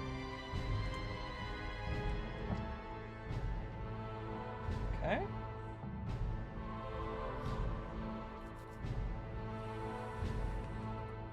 As the black smog from within the copper piece continues to linger, more spirits begin to flood out Hey guys. from the interior.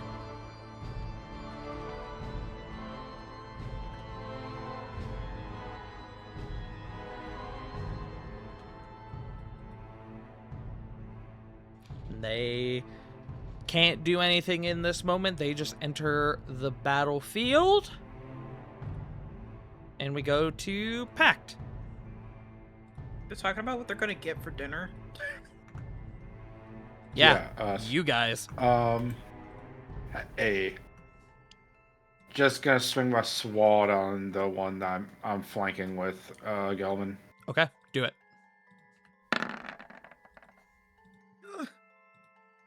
14. 14 hits. Finally. Nice. 11 slashing. Now the sword itself is actually magical. It is magical. That is correct. It is not a Shine plus right on my one forehead. weapon, but it is a magical weapon. It is a weapon with magic imbued into it. Therefore, it breaks through their resistance. So you get your full damage. Okay. I don't know how the fuck this is gonna work, but Kinda yeah, as- let's just try and fucking. I was just gonna say, kind of as Gelman said before, this one before you seems a little meatier than the others that some of your friends have been fighting. Well, let's see. Let's tenderize said ethereal meat. Punch. Ethereal meat, disgusting, vile. I love no, I it. hate That that. hits. Four, 3 or 4 damage, depending on if you're rounding down or up. Okay. Excellent. And that'll be turn. All right. That brings us to Solomon, who needs to make me a wisdom save.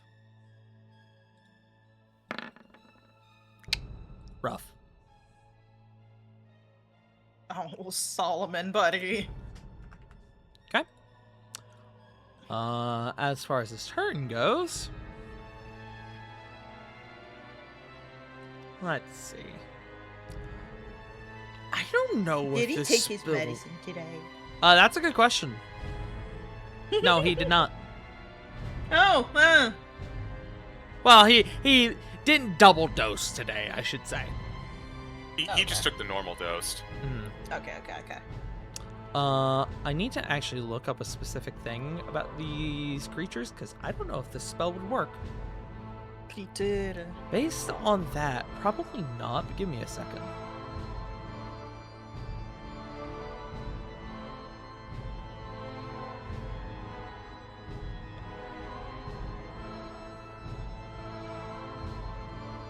That is really funny.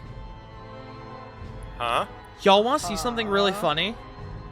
Yes. I don't know. Hey, I just found out that apparently ghosts are not immune to sleep. Oh, yeah, they're not. They aren't considered undead, aren't they? Well, they are considered undead, but they are not immune to the unconscious condition. Why? What? 'Cause Beats they the wanna go fuck back out of to me. They want to go back to the eternal sleep. They'll take what they can get. Creatures. You know what? Valid. Me too. That is The so Odin's- funny. Ignoring unconscious I also meant creatures. to ask, are they not considered undead? They're ghosts, you tell me. I don't know. Oh, wait. Undead and creatures immune to being charmed aren't affected by the spell. They are immune to being charmed, so this wouldn't work. Okay. Ah, fuck. That makes more sense. I was like, wait a fucking second. Hold on. You're telling me I can just put a ghost to sleep? What? This is why we don't know, I like CG's reread our explanation. spells. I like CG's explanation of wanting to return to the Odin sleep. Mm-hmm. Okay. Solomon is, instead, he is going to cast Ominous Winds. He is going to cast it upon this boy, and this boy, because he has better insight into these creatures than y'all do. I wonder why. I wonder why. And those three need to make charisma saves.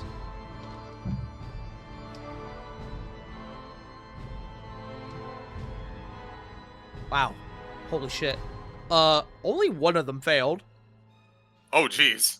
The other two rolled a 19 and a 20 on the die. Good God. So, funny enough, this one over by Pact is the one who failed, as he Oh. has succumbed to the ominous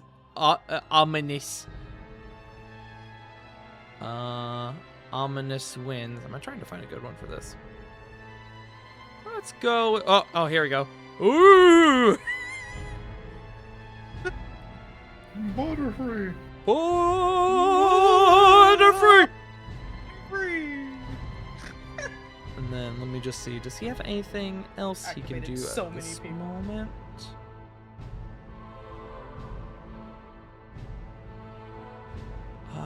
not right now, so that will be his turn, and we will go to Leith. I'm casting Cure Wounds You're on free. myself. Okay. Just first level. Valid. Okay. Valid, honestly. I just need to check something. Oops. Sorry. I might have gotten rid of everyone's initiative order there. No, we're good. Still there. Well, I brought it back up, so I don't know if it went away. Oh, okay. But I need to just check something. A moment. Did they change something? No. Okay, great. Okay, you get 12 hit points back. Yay. I don't like that. Leith, I don't like how he's talking. you feel almost like a static. It's faint as you cast the spell upon yourself. Make me an Arcana check, please. Solomon did tell us to be careful when casting spells. 17. It seems to be in relation to your proximity to the copper piece, and more specifically the smog that is emanating from it.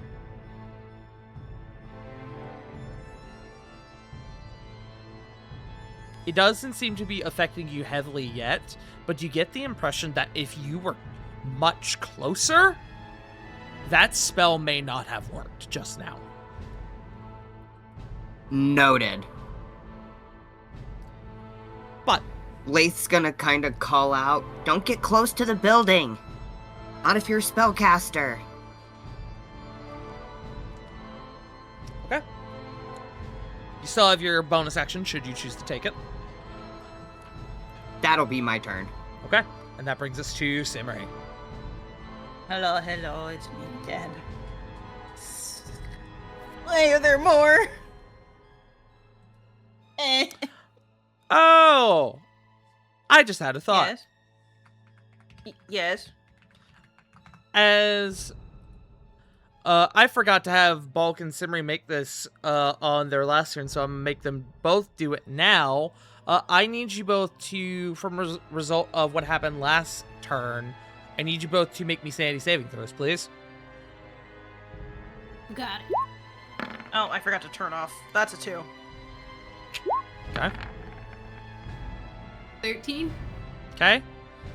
Hold on. I have actually lost my note. No. Okay. Bulk, you do fail, but can you be frightened while you're raging? I believe you can. Bulk can, I It is- believe. Yeah, I don't see anything against it. Yeah. Okay.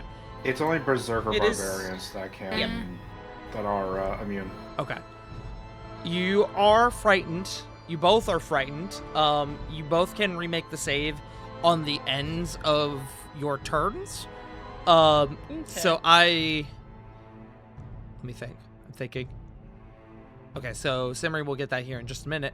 But Simmery, I need to roll something. I need to DM you. Yippee!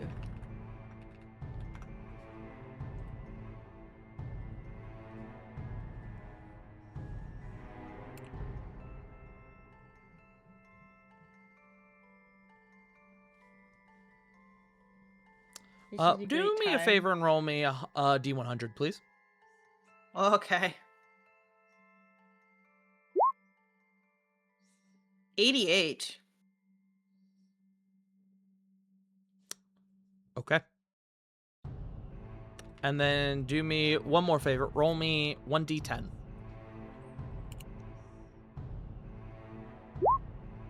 Seven. Okay. I'm DMing you something. I'm scared.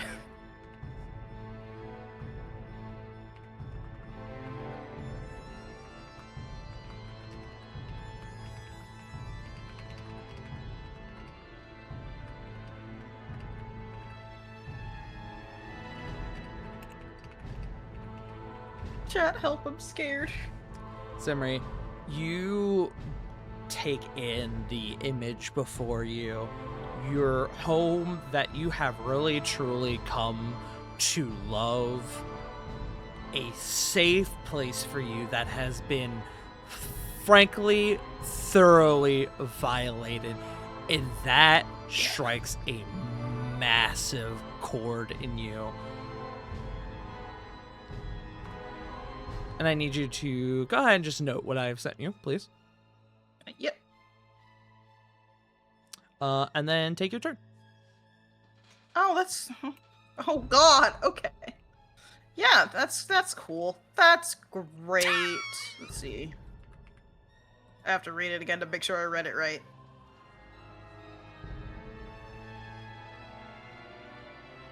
Okay.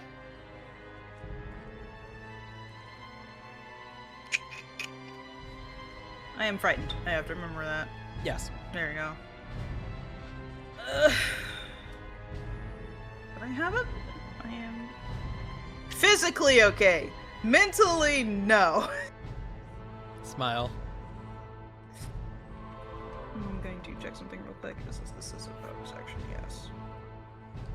I am also looking at the time. After this round, we'll probably go ahead and just jump into our bio break. Okay. Bonus action, steady aim. Come on, there we go. So I can just normal hit this one. Okay.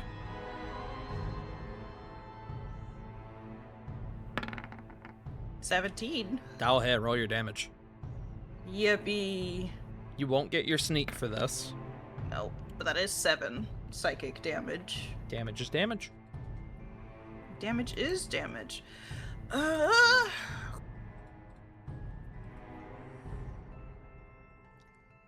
Samir is going to...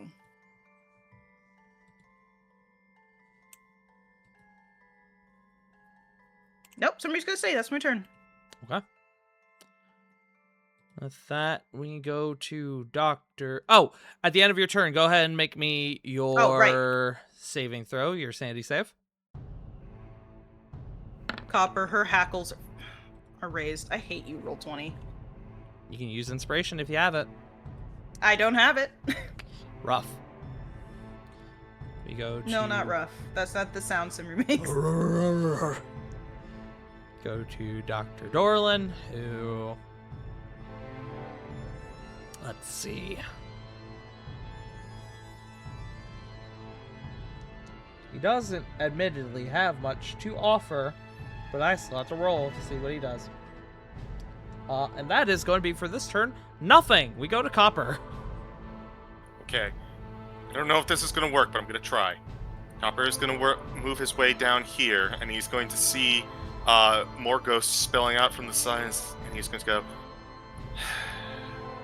if you want me, I'll give you more than enough of me to go around. And I'm going to cast...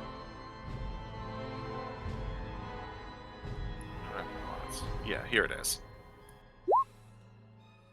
I'm going to attempt to fill this hallway with copies of me. With a copies? 15-foot cube. 15-foot cube. Okay.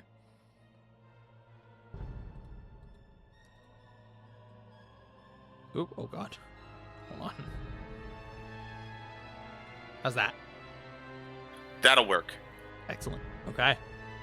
There are now many coppers down there. And I don't mean the coins. There are now many coppers down that way.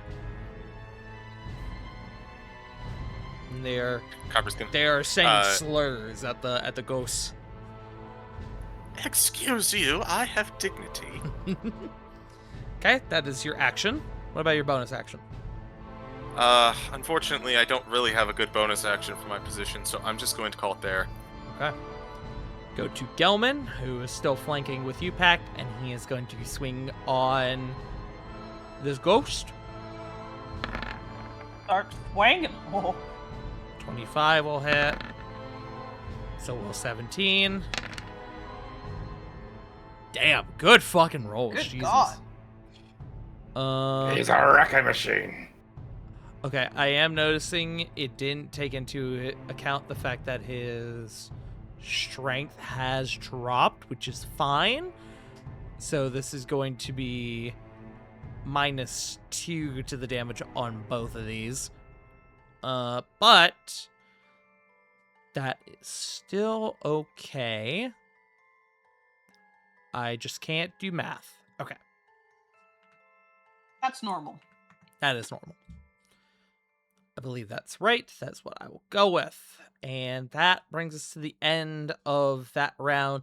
As we get to the end of this round, you begin to hear from inside. You hear what sounds like, it's muffled at first, begins to sound like chanting. And I don't believe this is in a language that anyone here understands. What languages does everyone understand, real quick? Draconic Primordial. Leonin. Infernal Celestial. Sylvan, Aquan, and Elven. Common, Elvish. We cover a good Uh-huh. gamut. We do, yeah. Solomon speaks this language, as it is Abyssal. Nerd. I'm not going to get into the specifics for the sake of time, but it is basically what Solomon is hearing is the equivalent of an an exorcist prayer, but it is in Abyssal.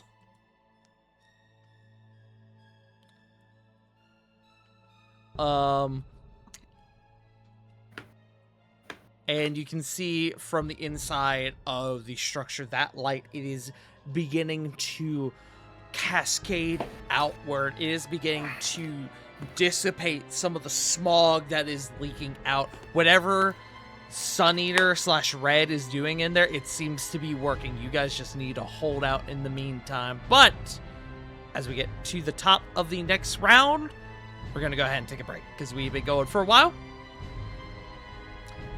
It's really bad, guys. It's really bad, dude. Alright.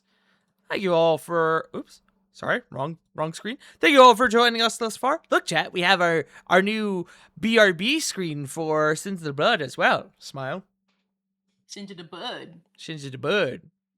But, we'll be back in just a few moments. YouTube, thank you for watching. We'll be right back. We are back. Hi. Hello. Send help. Send help. Alrighty, friends. Let's get back into it.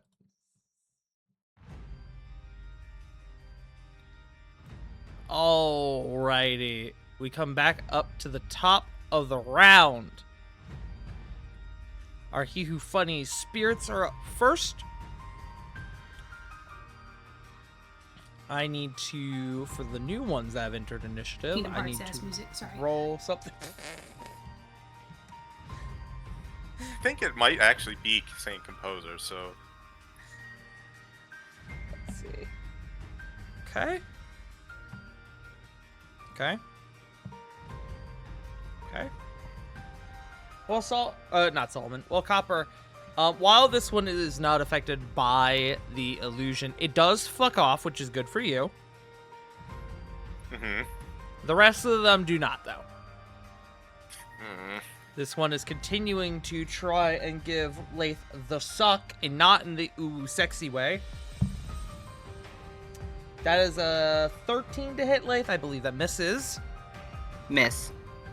Okay, this one's coming after Simmery. Simmery, that is a 21 to hit. Uh-huh. Yeah, that hits. You don't have to take- try real hard to hit me. You take 6 necrotic damage. Your Ow. strength score is reduced by 1. Okay, cool. And you have a new funny thing I need you to roll. What? I need you to roll me a wisdom saving throw, please. Leave Sabri alone. 12.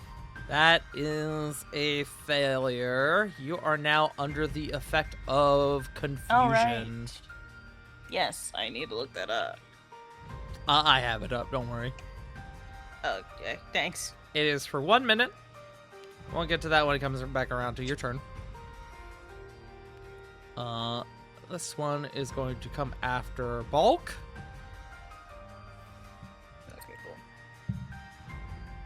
cool. That is not going to hit. That's a 10 to hit Bulk. And this one's going to go for Gelman, because Gelman is the closest.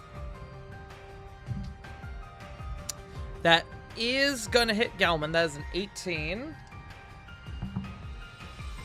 That is 8 points to Gelman, and Gelman... Ooh, that's -4 to Gelman's strength. No. That's rough.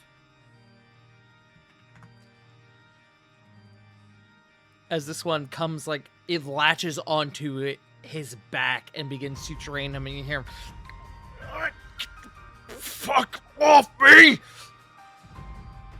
We're gonna go to Bulk.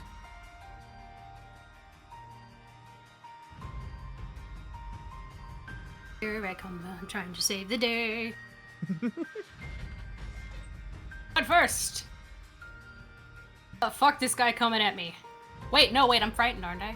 You are frightened, so your attack would have disadvantage unless you do Reckless, which you can. Yeah, he's fed up right now, and seeing Gelman stress the fuck out and not being able to do much. He Okay. will Reckless for a flat roll, right? Correct. Fuck me!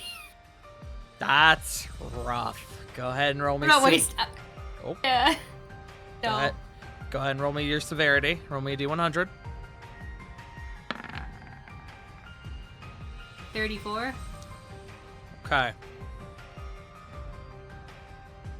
In your sort of frightful but also enraged panic, your mind begins to kind of swirl a bit. And in doing so, your maul that you're holding, it looses from your grip. And roll me a D8. And do not roll an 8. Okay! It's been alley-ooped. It's been alley-ooped. I need you to roll me another attack roll, please. Oh no! See, if you didn't say it, it wouldn't have happened. Simri, does a 23 hit? Is it with Yes! disadvantage? Is it with disadvantage? No, because they rolled straight, so it's reckless. Damn! Oh, Uh, it's reckless. It is reckless. Bulk, roll me your What's that? damage as your ball looses and it cascades and cracks Simri in the 14. head. Simri, you're going to take I'm so 14 bludgeoning damage. Ow! Fucking big. fuck you, and he's just gonna ouchies. point for the flump to just be right there. Okay.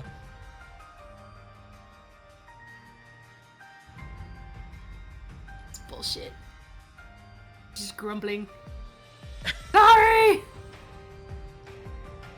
At the end of your turn, they're going to make dex saves. They do both fail the dex save at least. Roll me a d6. Simri's having a really bad day. Yeah. 3. Okay. Damage is damage.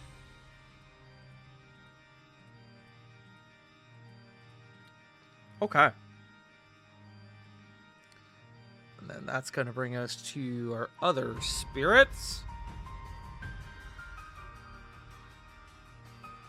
Let's see. There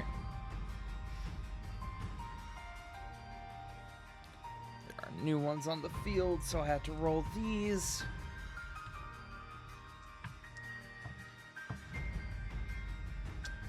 Rough. Okay.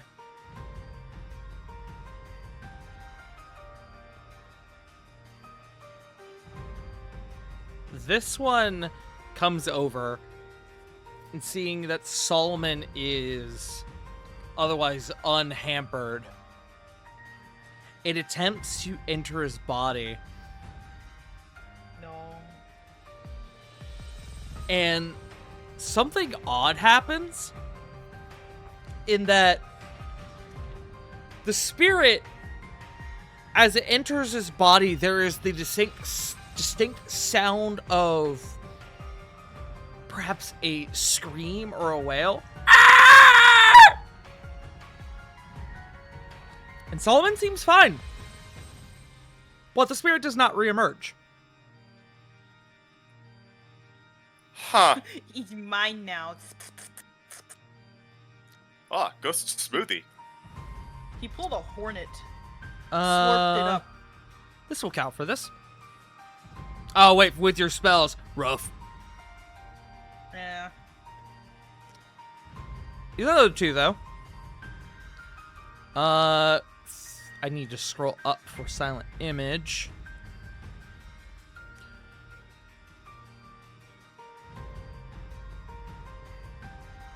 It can use its action to determine if it's an illusion, so they will both make intelligence checks. Investigation checks, more specifically. Spell save is 15. They both failed. They both rolled single digits. As you see, as they are attempting to lash out at your copiers.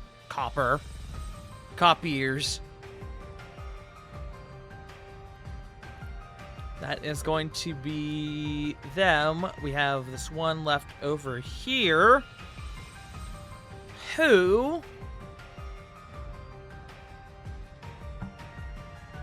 Okay. He does not get that back. In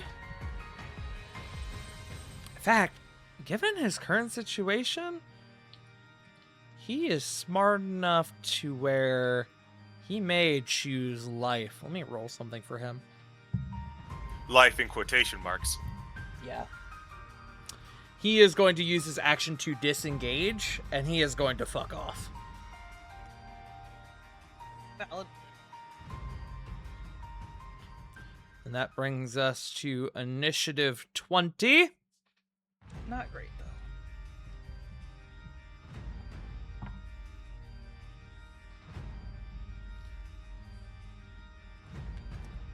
As more and more spirits begin to escape from the copper piece. Oops, I dropped that die. Where'd it go? You bitch! No! Oh god! Everything's He's falling gone apart! forever. Maybe that includes the ghost suddenly dying for no particular reason.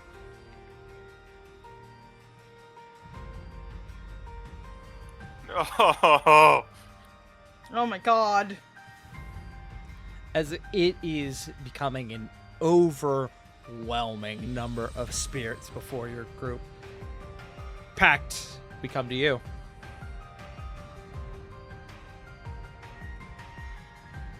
Oh, I forgot. That's okay. Wait, it wasn't from me. Joe!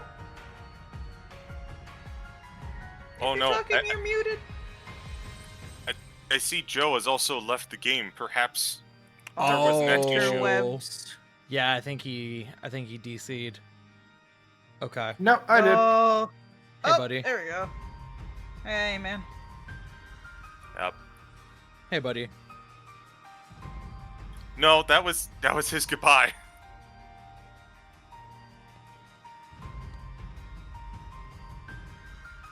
Well, This is Doing okay? my goodbye. hey, buddy. I'm gonna restart my fucking my whole ass fucking PC. I swear to God. Okay, so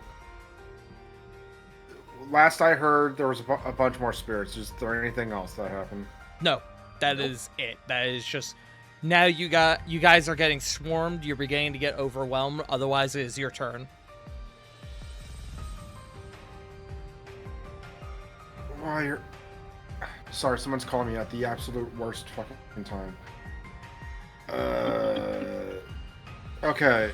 Just gonna go towards Bulk and take the sword and slice the ghost here. I assume the flump doesn't count as flanking, right? That's a good question, actually. I don't believe that it counts as a creature. Let me double check real quick, because I actually don't know. Hold on. I believe previously we said it didn't, but I'm just double checking. I'm going to say no. Okay. Okay, that's fine. I'll just slice out this thing with the sword. Okay. I just gotta double check that. Oh. 22. 22 hits.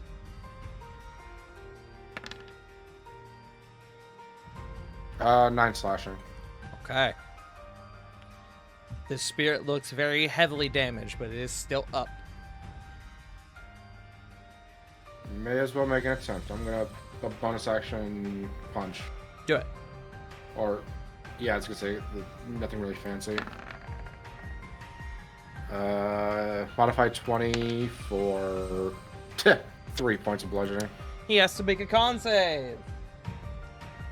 He Oh. fails. As with that last bat, he does dissipate. Yay! You bat away the last semblances of him. He went down to 1, so I had to Okay. roll his con save. So that was 10 there. Nothing would happen if I entered Copper's silent image, right? Be surrounded by a bunch of wraiths. I was about to say, you would be surrounded by wraiths, but you saw Copper cast the spell, so I'm going to say you are aware it's an illusion. It would not affect you. Okay. So that was 10 there, 15, 20, 25. I'm going to move 30 feet here. Okay. Just to hopefully give Gelman flanking. Okay. You And that see, should be turn. as you're looking at Gelman, he looks gaunt and haggard. A lot of his muscle mass has seemingly gone down. You don't know how long that will last. Looks at it. Can I have a free action since we're outside to light the cigarette and just take a drag? Fuck it all out. Thank you. Fucking hate it here.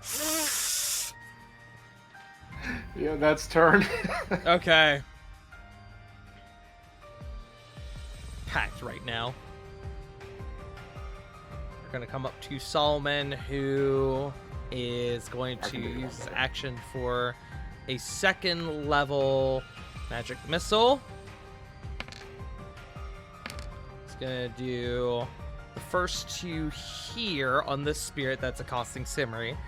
That spirit is going to dissipate.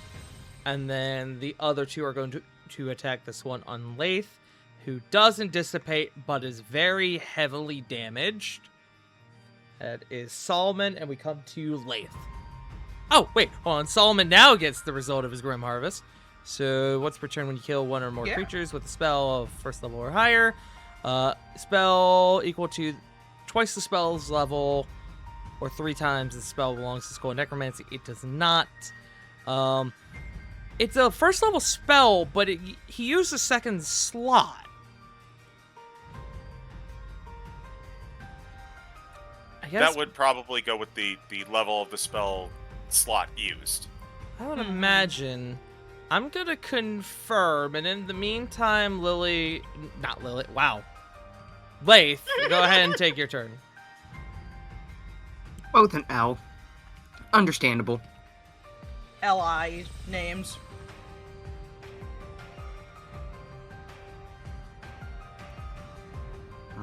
Figuring out what I want to do. Based on the You level usually of the have spell 1, slot don't you? used, so yes, that will matter here. So Solomon is going to get 4 points back.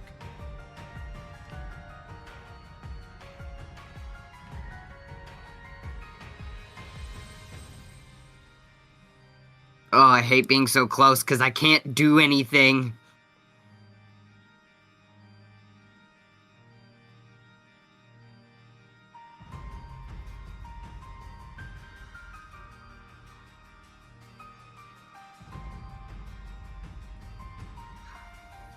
Do I know with the last one, like,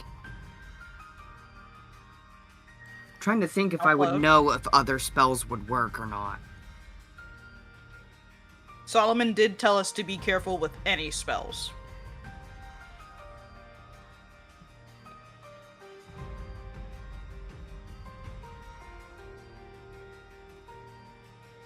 And you know that the effect seems to be based on your proximity to the actual physical building of the copper piece. Yeah. So, it seems as long as you don't get closer, your spells will be fine. I'll give you this base. Your current position where you and Solomon have been standing seems to have thus far been safe.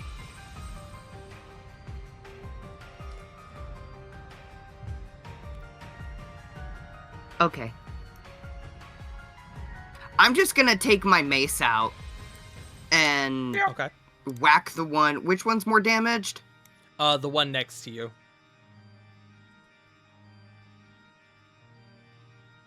Then Lath is gonna whack that one.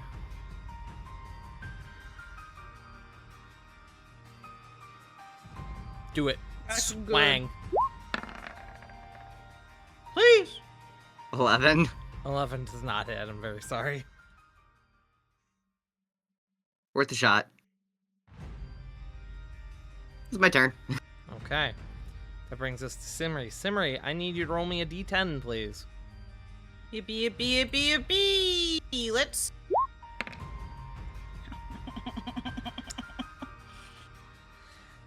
Well, Okay.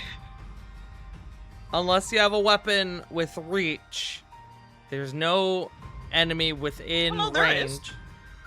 You, There's two within range. Do you have a weapon with reach, though? It specifically has to be a melee attack. Yeah. There's two wraiths within 5 feet of me, babe. Where? Are you looking at Simri? I think Here, those and then there's- tokens might not have been deleted. Oh. Okay. Check the screen. Yeah, can I see your screen real quick, Oh, bud? yeah. Yeah, no, they are still on my screen. Good old roll 20 issue. Hold on, I can probably fix this with a good old reload. Okay.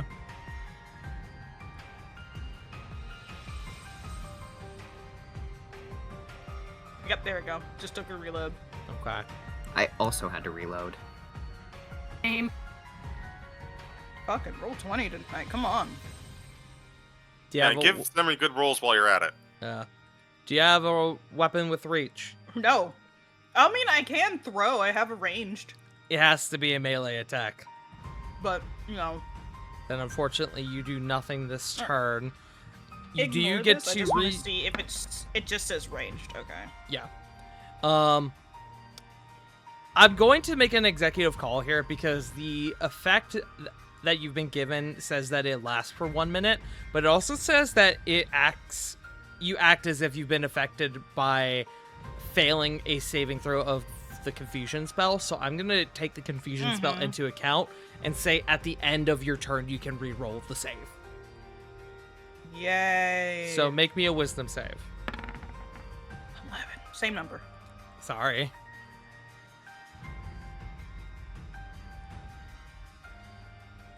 And it's going to bring us to Dr. Dorlin, who, seeing that you are in a bad way, is going to do the brave thing, is going to come up to you. And is going to... Don't do it, she bites. It's like a rabid animal. Hey, you now have a creature within your reach. Yeah. And that is something that is noted, is that you seeing you are very disoriented in this moment, as you are all kinds of overstimulated. The whispers are bombarding you in this moment.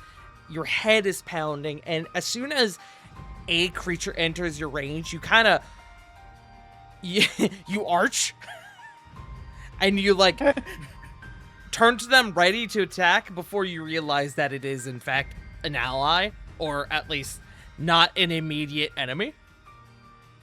Not a threat. And Dr. Dorlin is going to... Here, maybe this will help. And is going to give you a potion. Thanks. I just have to be able to drink it next turn. Correct. In fact, let me make a medicine check for him. He may just give it to you outright. Oh, that's a good roll for him. Yeah, he's going to give it to you outright. Okay. You're going to get back, as he gives you his second standard healing potion, you are going to get back 8 hit points. He's gotta like force open her mouth and pour it in like you're trying to feed a dog medicine. Yeah. You're acting like how Oates is going to be in a couple hours when we have to give him his medicine. Oates is going to the vet tomorrow. Nothing bad, just guys. he's a menace. But you get back 8 hit points. You feel the concussion that Bulk most certainly gave you beginning to dissipate. And then we're going to go to Copper. All right. Copper is going to look down this hallway and notice the illusions doing their job. He goes, good, that's helpful. And he's going to look on over to Pact and Gelman. I'm letting these others go to focus on the ones that just showed up. Be prepared. Run if you need.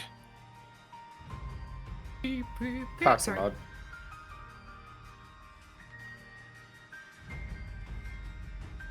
Alright.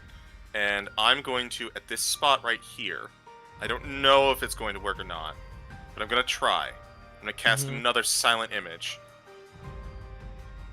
I'm out of the fog, but I'm casting something into the fog. Okay.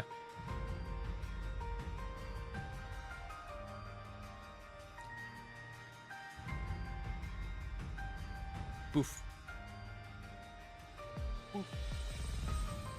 You're unsure what effect is having it within the fog, but as far as outside of the building, for the most part, it seems to be working. Alright. I'm going to... Same image as before. Whole bunch of coppers running around. Yep. Alright. That is going to be my turn. I'm doing a lot of CC, y'all. I'm doing my best. Yeah. You're doing good.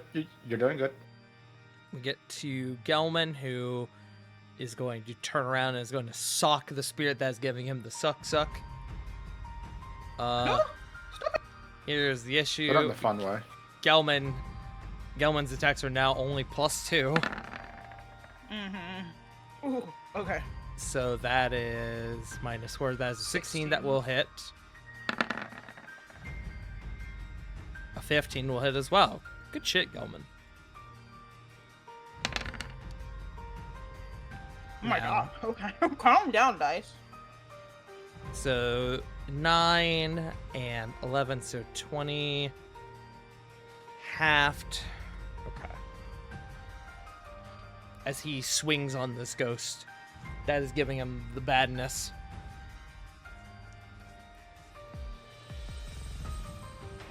That's going to be his turn. As Gelman calls out, I don't think we can keep this up much longer! At the end of the round, let me, real quick,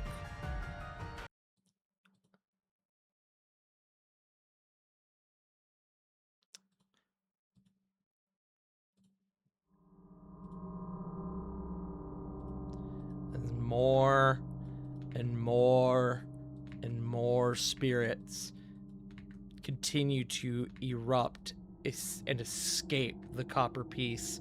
Some of them descending upon your group, some of them just flying into the ether. The situation, at least for a moment, seems like it's edging on the end of hopelessness. It is around this time that you hear from inside the voice of Red, who is practically shouting at this point, not in abyssal but in common. I sever your tether! Begone, spirit! And there is a pulse of bright light, like a wave with what Lathe did before. It's like a sonic boom. The smoke that has been emanating from the copper piece, it is blown away like a plume. The spirits caught in the pulse are quickly evaporated. Even the ones that had managed to escape and made it far away, seemingly all the spirits that had been summoned in this moment, in this encounter, vanish.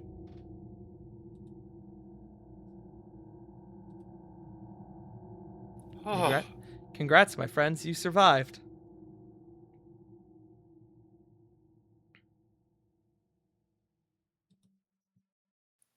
So Brock's gonna throw his maul at the fucking bench over here or whatever this is. Just anger. Those are the stairs. Whatever the fuck those are. Over here to the left of the stairs, then. Just the wall thing. As things begin to settle, the copper piece is in utter disarray. The windows have been shattered. Much of the storeroom or the storefront is, while there isn't a ton of damage, there are definitely some minor damages, and it's like a whirlwind came through the storefront as everything is just in disarray. Chaos seems to slowly settle as in the streets around, more and more folks are kind of beginning to exit their homes and seeing what the hell just happened. Those who were aware of what happened, panic begins to settle. It isn't long before members of the Black Watch and even the Dawn Creed begin kind of arriving on the scene and sort of putting things to rest at the moment, at least with the people aside from your group who were affected. A few moments pass as you guys kind of catch your breath. Simri, after a few moments, the confusion you are feeling, that will subside, but you still hear the whispers. It is not as intense, but it is definitely bothersome. After a few moments,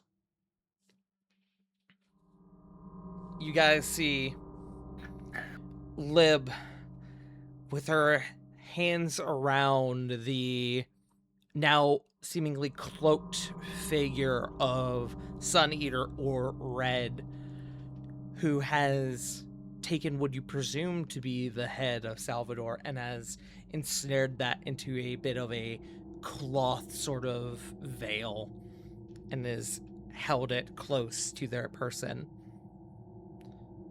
They begin to make their way out from the front of the copper piece. Lib looks like she has suffered some injuries as well, but she, for the most part, seems to be okay.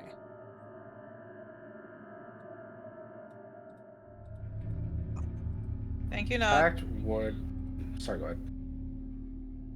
But she's yelling at Nog. Oh.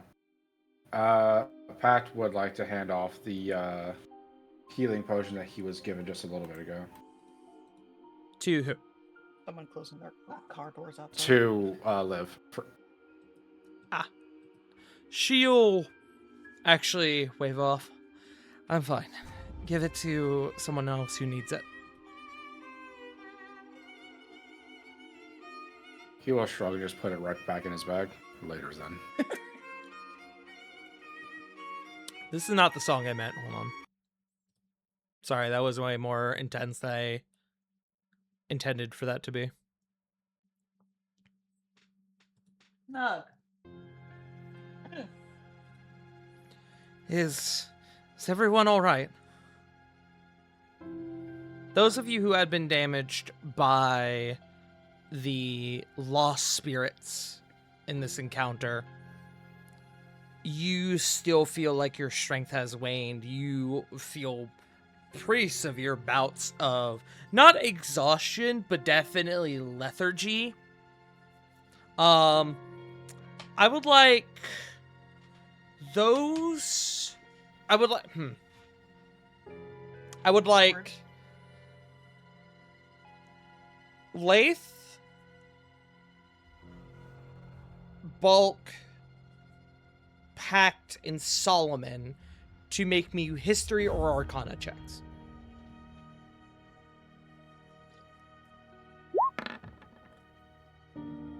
Nat 20. That makes sense. Nice. That's. Bulk is still in the No. midst of his rage. That checks. And then He's still really upset he threw his mace. okay.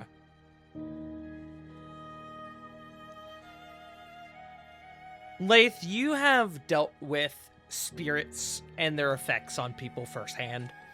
Probably based on that role, probably on more than one occasion. While the effect you're feeling right now, this lethargy, this displacement of your strength, while it is certainly troublesome, it should pass within a few hours. Above game, anyone who has been affected by, who has lost points in their strength by the effect of these spirits, you will regain it once you take a long rest.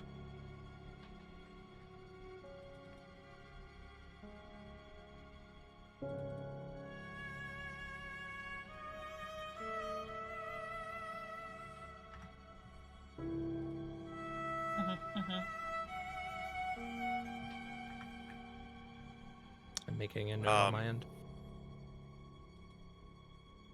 Fox just sitting on the ground. I guess just sitting on the front of the stairs, just grumbling into his fists.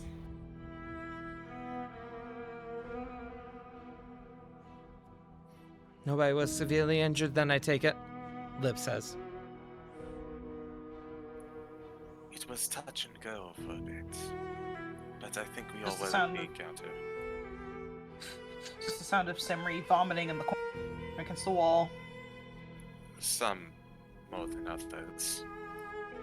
I will see to them. You are not hurt, my dear. And this is directed at Leb. No, I'm fine. My apologies for that, folks. Red is kind of speaking from under the veil. Damaged souls like that, you gotta be real careful with them. I didn't realize that mentioning one of you was going to set him off like that, otherwise I never would have done it. I must also apologize for the role that I played in this, Master Red. Hey, you didn't know that was going to happen. I'm not going to blame you for it. Unfortunately, these sorts of things happen, which is why people like me exist. Well, ain't no one like me, but not the point. What I'm trying to say is, the situation has been contained. Unfortunately, Xalvador Brothwraite's spirit has now been banished. His soul is no more. A true death, one that I do not take lightly. And you see that he kind of looks up to Lib, and you see that even though this is Red speaking, that kind of hunched posture is taken over once more. That poor bastard has a son. Kid's gonna need help, as well as someone to break the news. Lib, who looks a little dejected. When Father's safe, I'll make sure he's taken care of. Hey, Tart. Hmm. Can Pack roll a sanity save? Sure!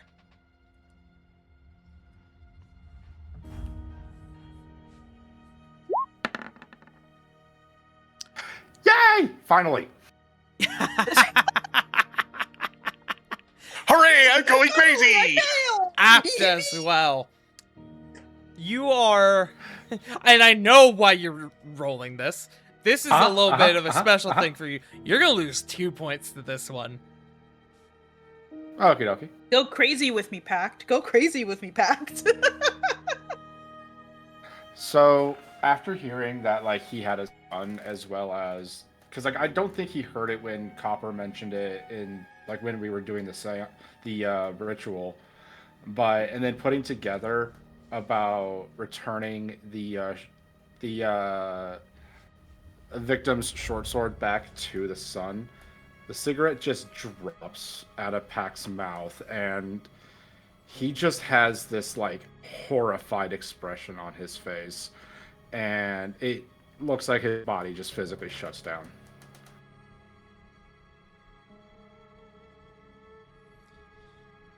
This didn't quite go the way I think any of us expected it to go, but I hope the information was valuable, at least.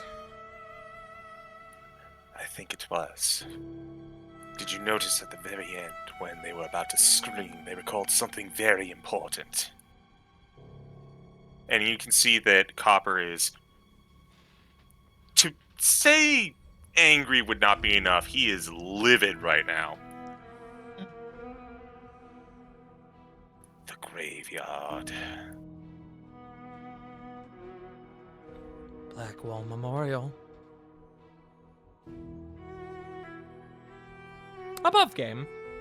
Everyone here would know about Blackwall Memorial Cemetery, even those who aren't locals. It is the primary place of burial for residents of Blackwall. It is just north of the city, outside the city walls, along the hills nearing the coast.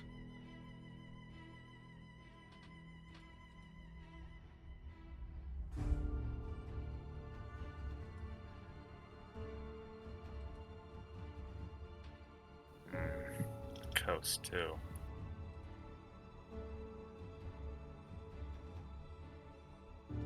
I think that should be our next spot to investigate. But, and he kind of looks back to everyone behind. I don't think we are in the shape for it anymore. Not for right now. Lib He looks especially... Go ahead. will speak up. I would agree. This was an incredibly taxing day for you all. An incredibly taxing encounter. This will also give me some time to get a couple of affairs in order. I suggest you all rest and tackle the issue tomorrow.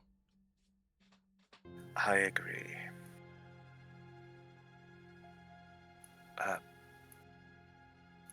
Master Reds, First Lieutenant, we may have been able to weather the storm, but thank you for standing at its eye and quelling it.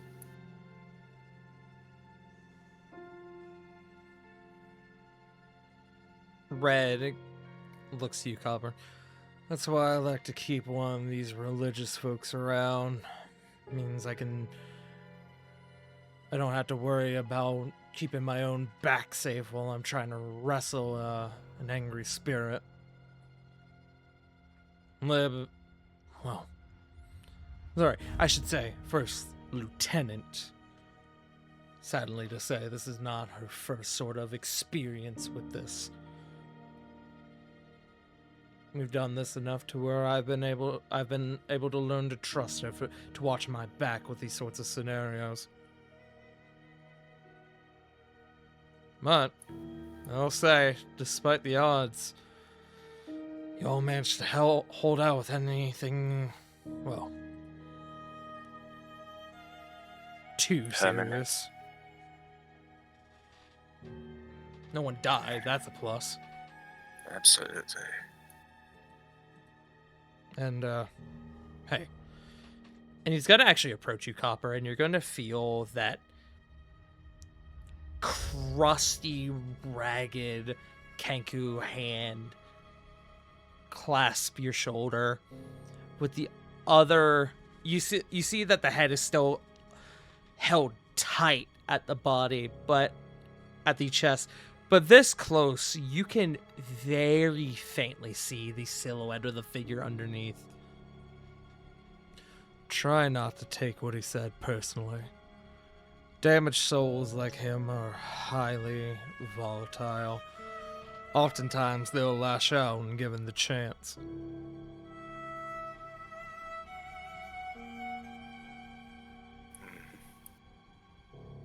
I will attempt.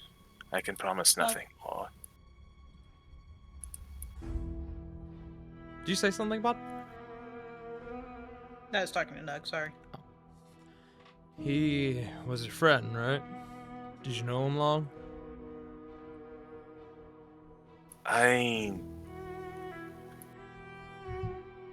It was complicated. Business professionals, but in our line of work we kept things at arm's reach. But the fact that I knew that he had a son, I think that showed enough trust that yes, we could be considered something like that. My condolences, then. The damage to his soul was nasty, nasty work. Had he not been banished, it's not unlikely he would have lingered around to haunt you. Copper visibly shudders. I have enough. God. I have enough old ghosts to worry about. I'm sorry I couldn't help you. I couldn't help him. Nor that I could help him pass peacefully. Banishing is well, it's not exactly a kindness.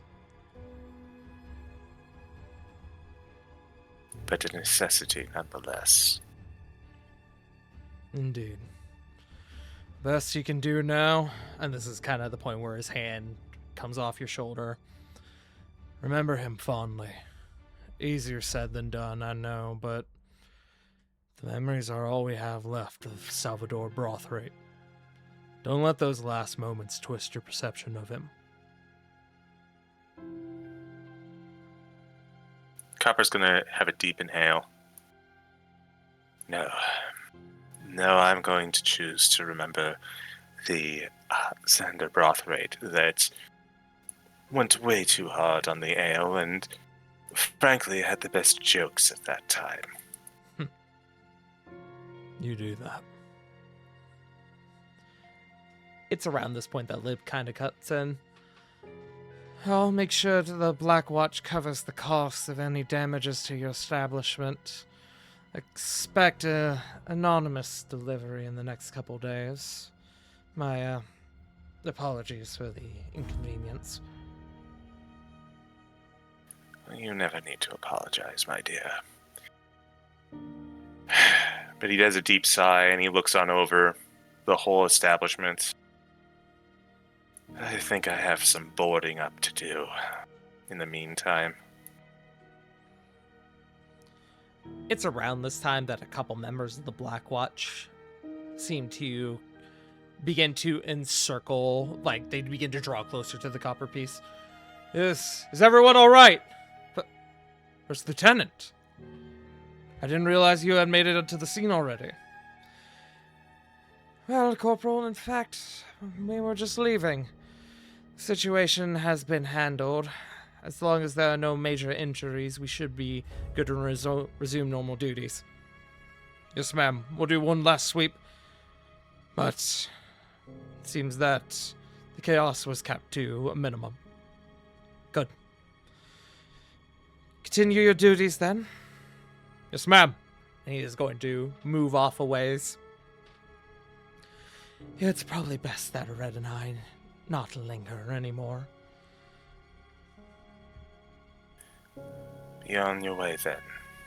And I know it is unlikely, but I wish you both a well-earned night's rest. Rest. Liv, I thought you said this guy had bad jokes. You think my jokes are terrible? I never said that. Copper looks actually hurt. Oh, no! Copper just like looks at his hands and goes, "Everything I know is a lie." Lie. My entire life. But I will let the two of them leave.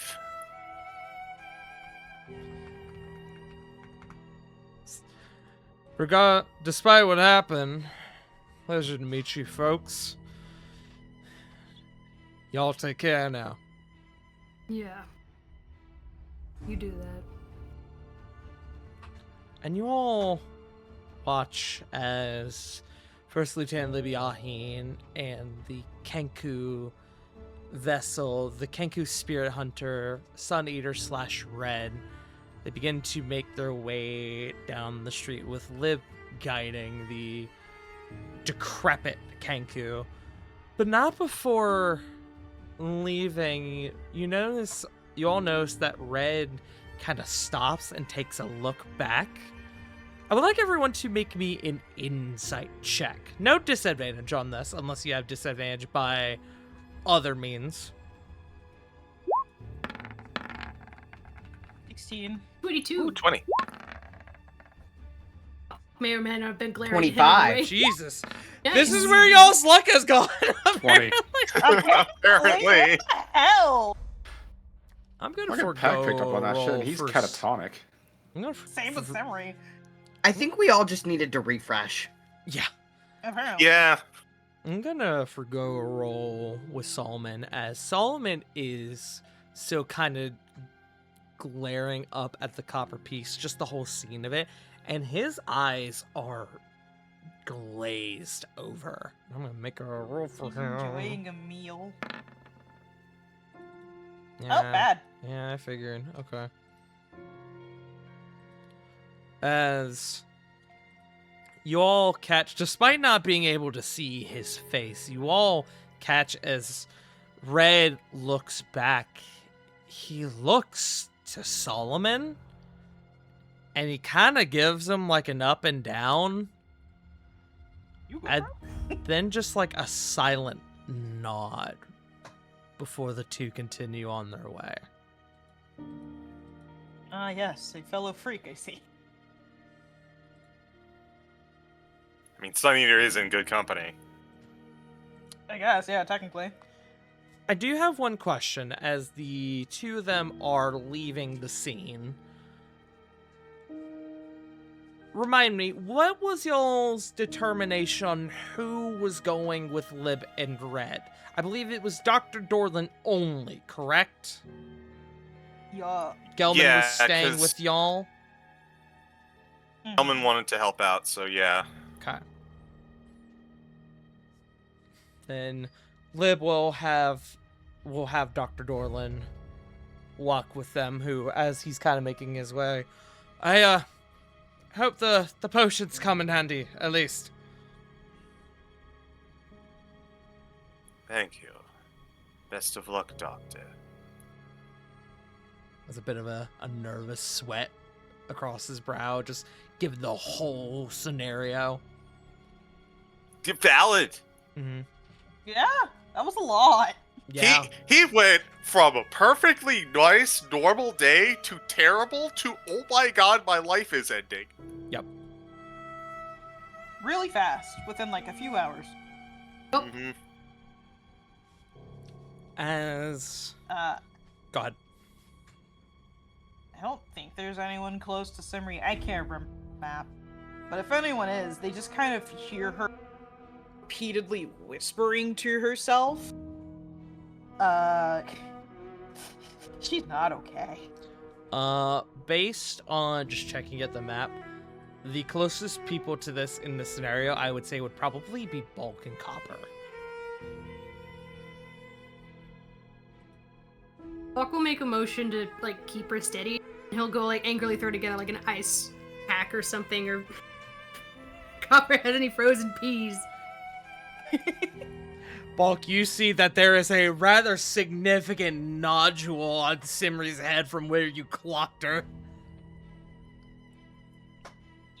Oh. As he gets up, he's just gonna like wince. Are you sure you don't want to go see the doc? That looks...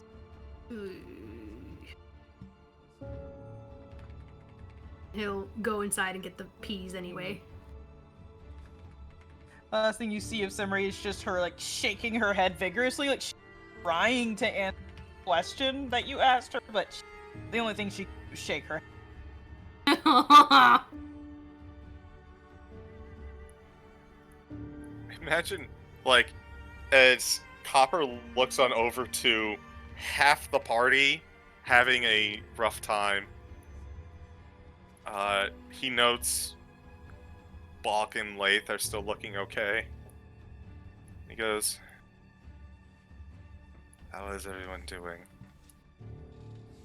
That's a loaded question. Yeah, it is. Well, you can Coins hear when he comes Simri back. mumbling to herself, so...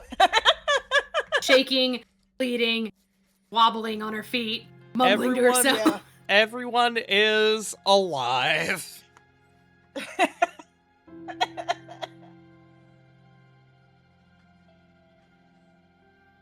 Copper, you most of all just hear Simri repeating, not again, not again, not again. Like, she is... He notes this, and he walks on over. First of all, he looks at... As he walks on over, he notices packed catatonic, and he kind of looks on over to Lath, and it's just like, Master Lath, Yes? could you make sure that Master Pact is alright? I will tend to Simri. Come back Lath up. will nod. Ice pack. Copper will grab the ice pack and will put it on the... Oh, he'll actually allow Bulk to put the ice pack on, and he'll just... Hold her He'll steady. walk into... Yeah. Oh. He'll walk into Semri's field of vision. Semri. Focus on me. Simri, make me a wisdom saving throw. Ugh, okay. Can I assist and help give advantage? I would allow it. Yep. Okay. That's charisma. Whoops. Get the bad roll out now. There we Hey, go. 19. There you go. You are able to focus on your friend Copper. He is in the past couple minutes, he's the one truly, like, clear thing you have been able to give your full focus to.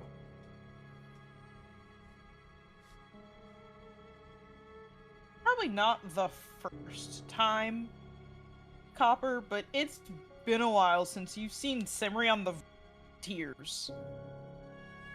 Copper, make me a medicine check. You got any ibuprofen? I got it. Everyone!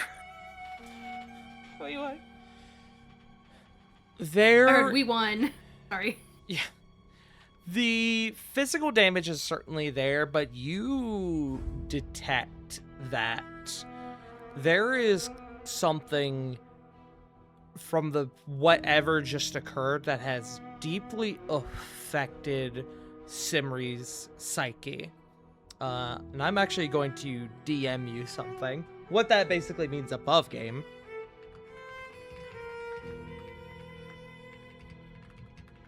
Why does it sound more and more like she shouldn't go to sleep? Is there a non-magic or a closer medic we can see? Sorry, a magic. Magic. Solomon casts sleep on Simri. I don't know if he should. It's sounding more and more serious. There are more medics in the city. Can we go see one of them? Shit. Based on my medicine check, do you know if there's something? I guess I'll wait. No, go ahead. Do you know if there's something I can do to help?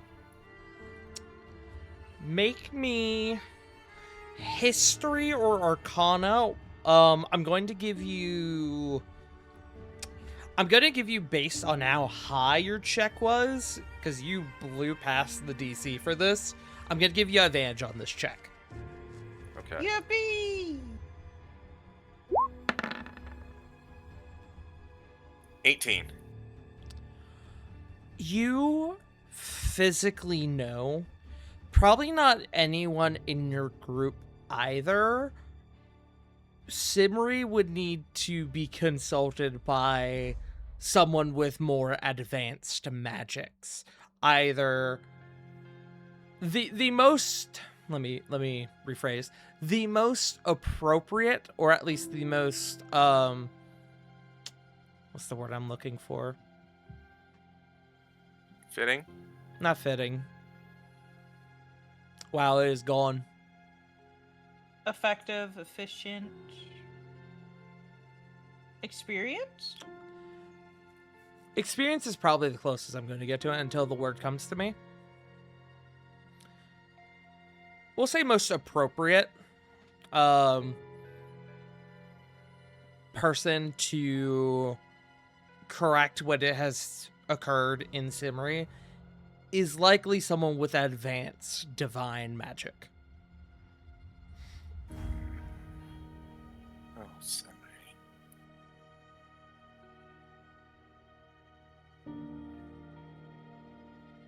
Equipped. And Equipped is the word.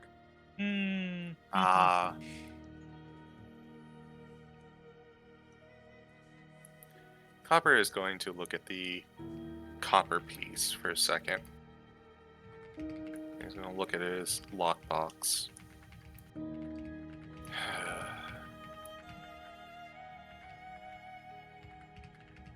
dear, can you hear me? She does kind of look at you as much as she can. Her eyes are shaking. I understand what you are probably going through.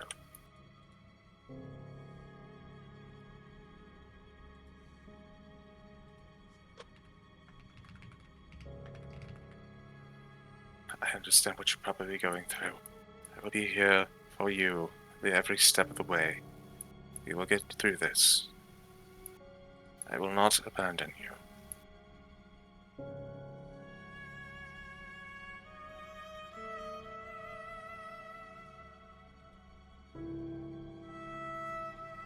Maybe 1 or 2 tears. It does. Simri does. I won't say relax, because I don't know if she can relax right now. The tension fades a bit. There is an attempt at a nod.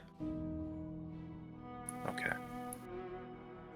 That jaw is set tight, though.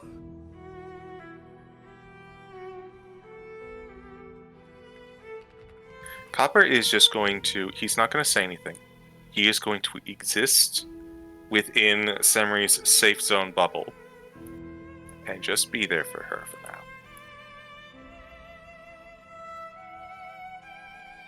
Simri, As you he- are currently going through it, but Copper's presence gives you an anchor, one that allows you to keep yourself mentally and physically grounded. Mhm, mhm, mhm.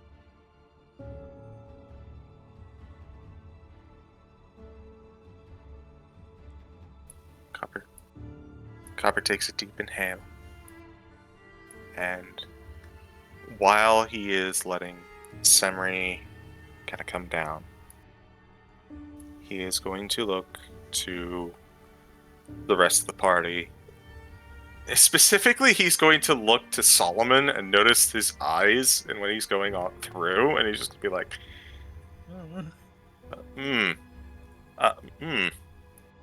that man ate a ghost earlier. That man ain't right. Make me another medicine check. I'll allow anyone to make this one on Solomon. You good, Bet. bro? I do medicine. Aw. Yeah. What's that? Hey, Whoa. Leaf, Another what natural the- 20. What was that, Punk? What the? Top 20. What was your question, Punk? I think they're asking if medicine. I didn't hear for mid. Oh, mid yes, medicine. It doesn't sorry. matter. I got an answer. Yeah. No, you're good. Solomon is 1,000 miles away at this moment. He is still maybe not mentally. He's still physically there, and it's not like he's been subjected to the same sort of mental torment as Simri has, but his neuro was diverged exponentially in this moment. He's gone.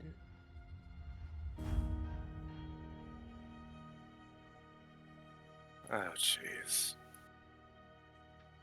And he pans on over to poor Pact.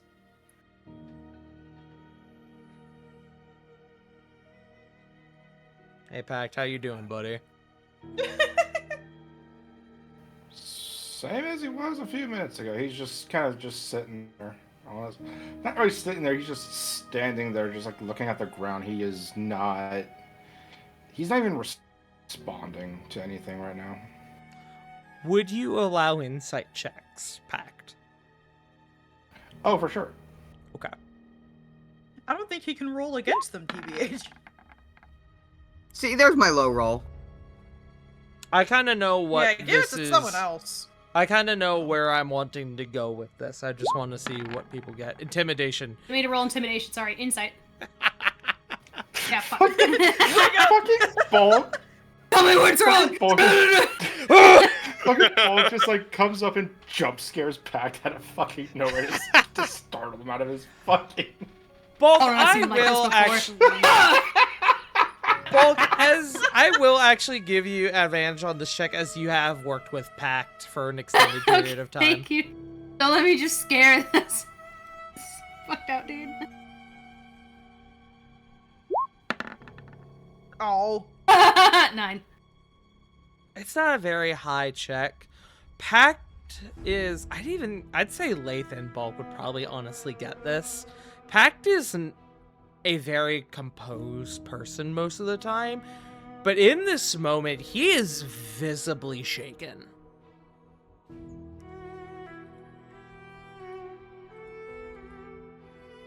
Lath, I've got my hands full with this one. He just gestures to Simri, who he's kind of holding with the ice pack and just holding in general.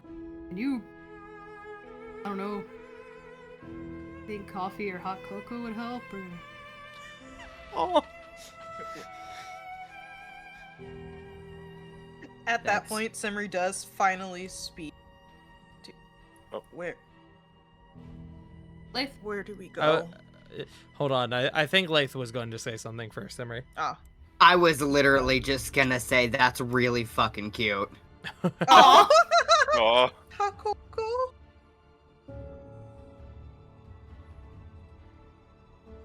Yeah, Simri just asked, where do we go and what do we do?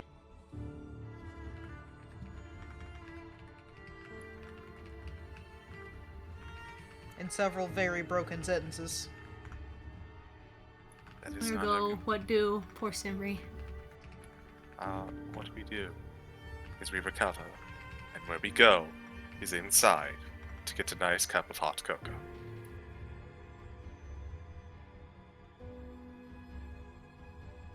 We have marshmallows. Bob just winces looking at the knot on her head again.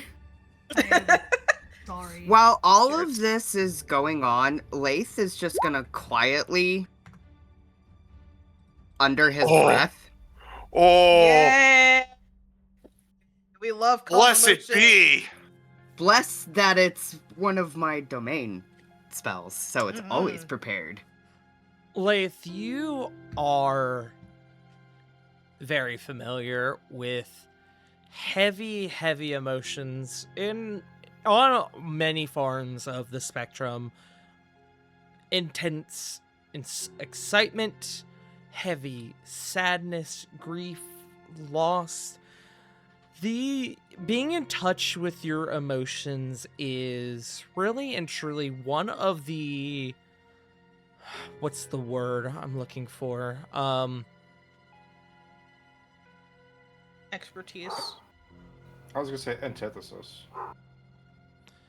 It's really truly one of the pacts of your not that pact. One of Yeah. the pacts of your oath with Core the values. goddess of love. Mm-hmm. Yes, core values. Core values. Yeah, you could say that. And sometimes the simplest thing when we have these intense, crazy emotions in our heads are going 1,000 miles a minute. Sometimes we just need a moment to breathe and just exist. And this spell that you have cast many times for this sort of situation is vital to doing just that.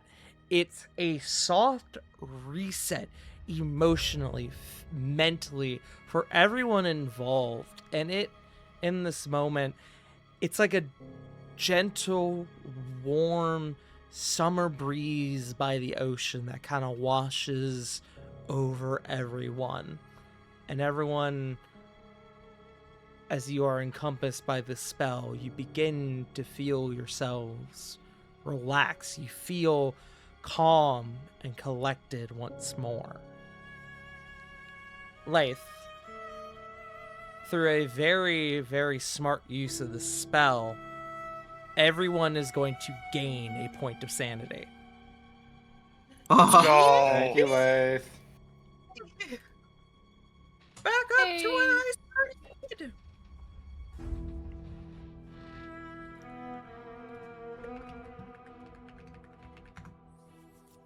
So now I ask you, gamers, what do you do now? It is getting increasingly late. This is going to truly, unless it's just like you guys want to sit around and have some idle chatter, maybe eat something, we're gonna need to get into final business of the in-game evening before you all bunk down for a long rest. I have something. Go ahead, Copper. Copper would like to look over the damages made to the copper piece. Give me, as you're looking over them, just really quick, give me... I don't know what this would be. I'm just going to call this a general wisdom check. Maybe perception. It doesn't really matter, truly. 13. The damage is... It's probably under roughly... All in all, with paying for materials and labor costs, repairs would probably be roughly 100 gold, maybe. That's for like total complete repair.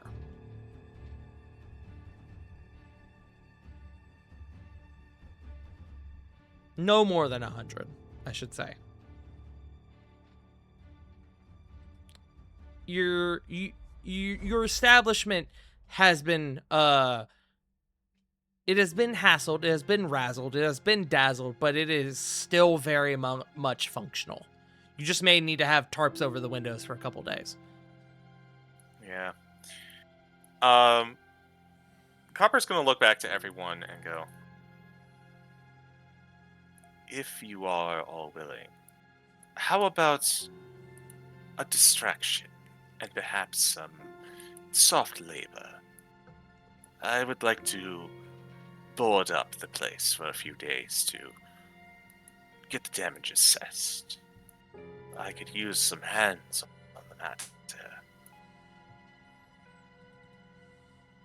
Simri, now calm, holding the ice pack to her own part of her head, because wipes her eyes, says, as long as we get Coco after. I can see about putting a nice hot amount, provided that the stove still works. If you want. Go ahead. Do we still have marshmallows? You may have a cup of marshmallows as per your request.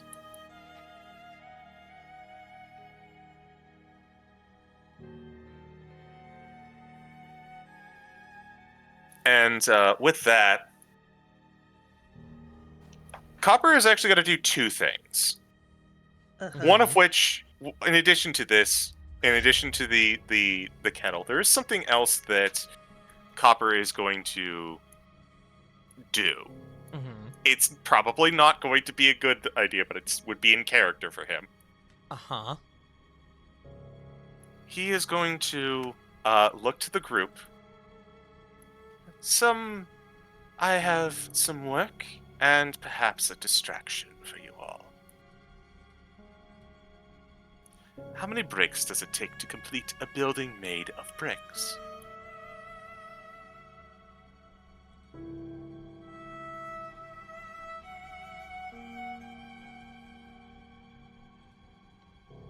To not have a headache, would that be a constitution or a will? Simri's trying to think of an answer. I'd say probably Constitution, personally. I didn't do so hot in math, is all Bach will say. Above game, I'm not Do I sure have- Bulk went to school. That's the real question. Exactly. How does a 14 get me? Do I have the headache or do I resist the having the headache? You're for trying able to think right resist the now? headache.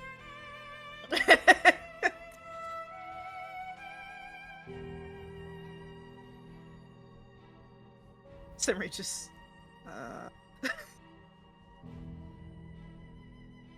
Anyone else? don't know. I'll help as much as I can. I don't really have the strength to lift things, but I'll do my best. Oh, No, there was a joke. He asked us for an answer to a joke. Eric. how many bricks does it take to complete a building made of brick? At least one.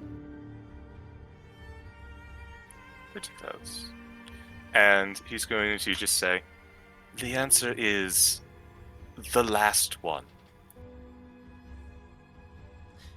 Copper, you hear from off to the side a little bit, Gelman.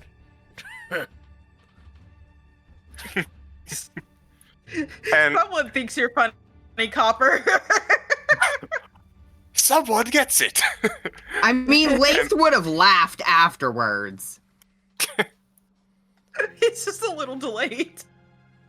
So, basically, while everyone is helping out with the copper piece, putting up boards, helping everyone out, Copper is going to be doing his best to provide riddles and jokes, specifically riddles, as something to keep everyone's mind occupied. Okay, Copper. So, Go ahead, Pac. about that. Uh-huh. And I've been mulling this over, and I am so sorry, but unfortunately, it's what my character would do. Uh-huh. Even after the joke didn't land with everybody, Pact would actually not really say anything. He would actually leave. Okay.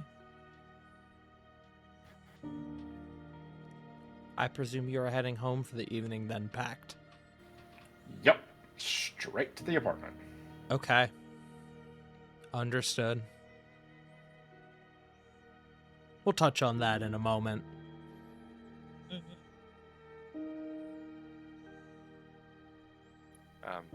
What were you about to say for Copper? I was gonna ask Copper to make me a performance check. Oh, Oh boy. See how many of these jokes are landing. 17?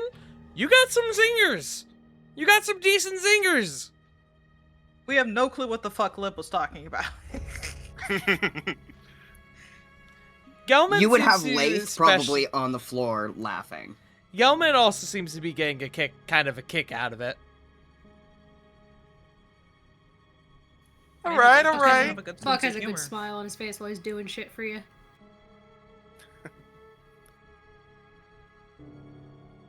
He hasn't been showing it, but Copper has been in a foul mood basically all day, especially after this night. Yeah. Just a moment with everyone laughing at his jokes, he's just like, my goodness. Just a little bit of relief slips into his heart. So, as we go about boarding up the copper piece. Okay. I have a question for you, Tart. I have an answer for you, flustered bun. Simri goes upstairs to her, or the single vase flowers that she has. Okay. Actually, truthfully, most of the stuff on the upper floors of the building actually seem to be fine for the most part. Couple things are rattled, but nothing's broken. Not much has been shifted, actually. For the most part, it seems like most of what occurred was contained to the first floor, the ground floor.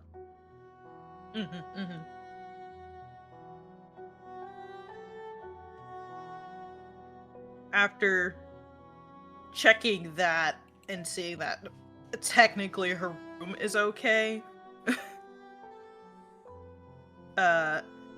Simri would, between helping, try to like pull Copper to the side for a little bit. Just get stuffed.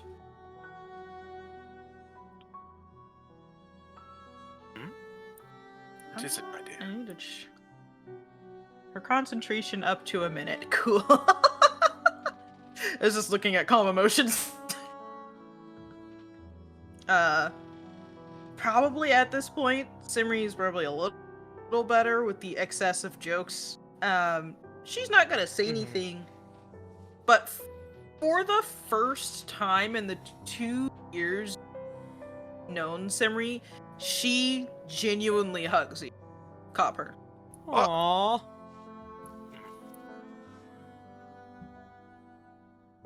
Copper will return the hug. He will wait for you to speak, though, if you so wish it. Trying to think if she does say anything. She probably just whispers a really quiet thank you. One that you almost miss. He doesn't respond, but he does do a couple pats of acknowledgement.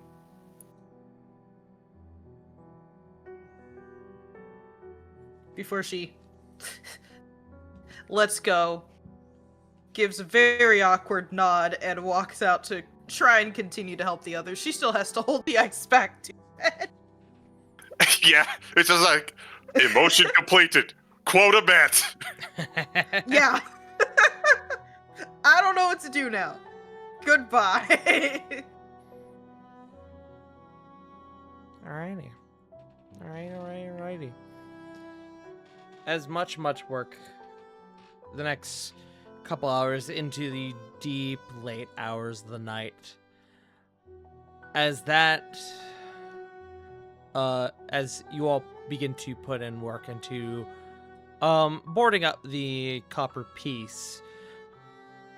Copper, I believe you had another thing you wanted to do alongside the copper piece as you all begin to bunk down for the evening. Yes, I did. Mm-hmm.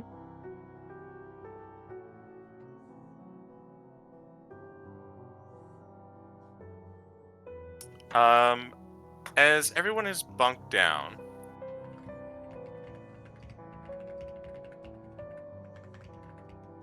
hold on, I need to do my reading.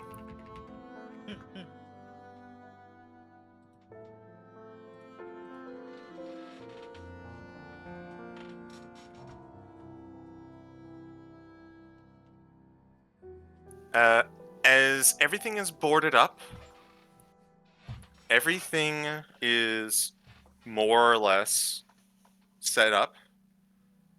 I'm going to turn off every single light, and I'm going to block out the windows of the home. Okay. Understood.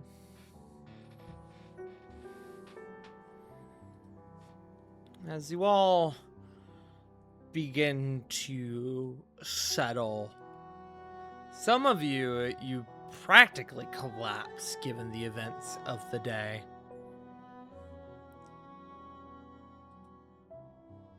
You all will eventually get the benefit of a long rest. Whew! My God. Those of you who were affected by the spirits and lost points of your strength, those will return at the conclusion of your long rest.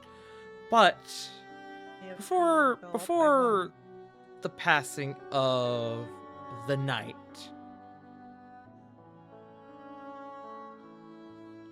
Pact, you return back to your home.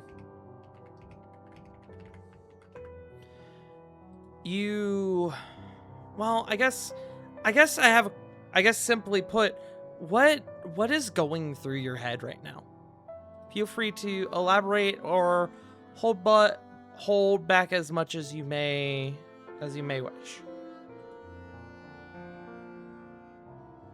Too many things are kind of running through his mind right now. The moment he gets home, he immediately thinks that it would be this like relief of comfort, but that uneasiness in like deep down inside the pit of his stomach is just still lingering and still like like it's almost like it's perpetually moving, just turning and twisting around inside of him, and it's just a lot right now. Like to say there's a lot is an understatement, but it just feels like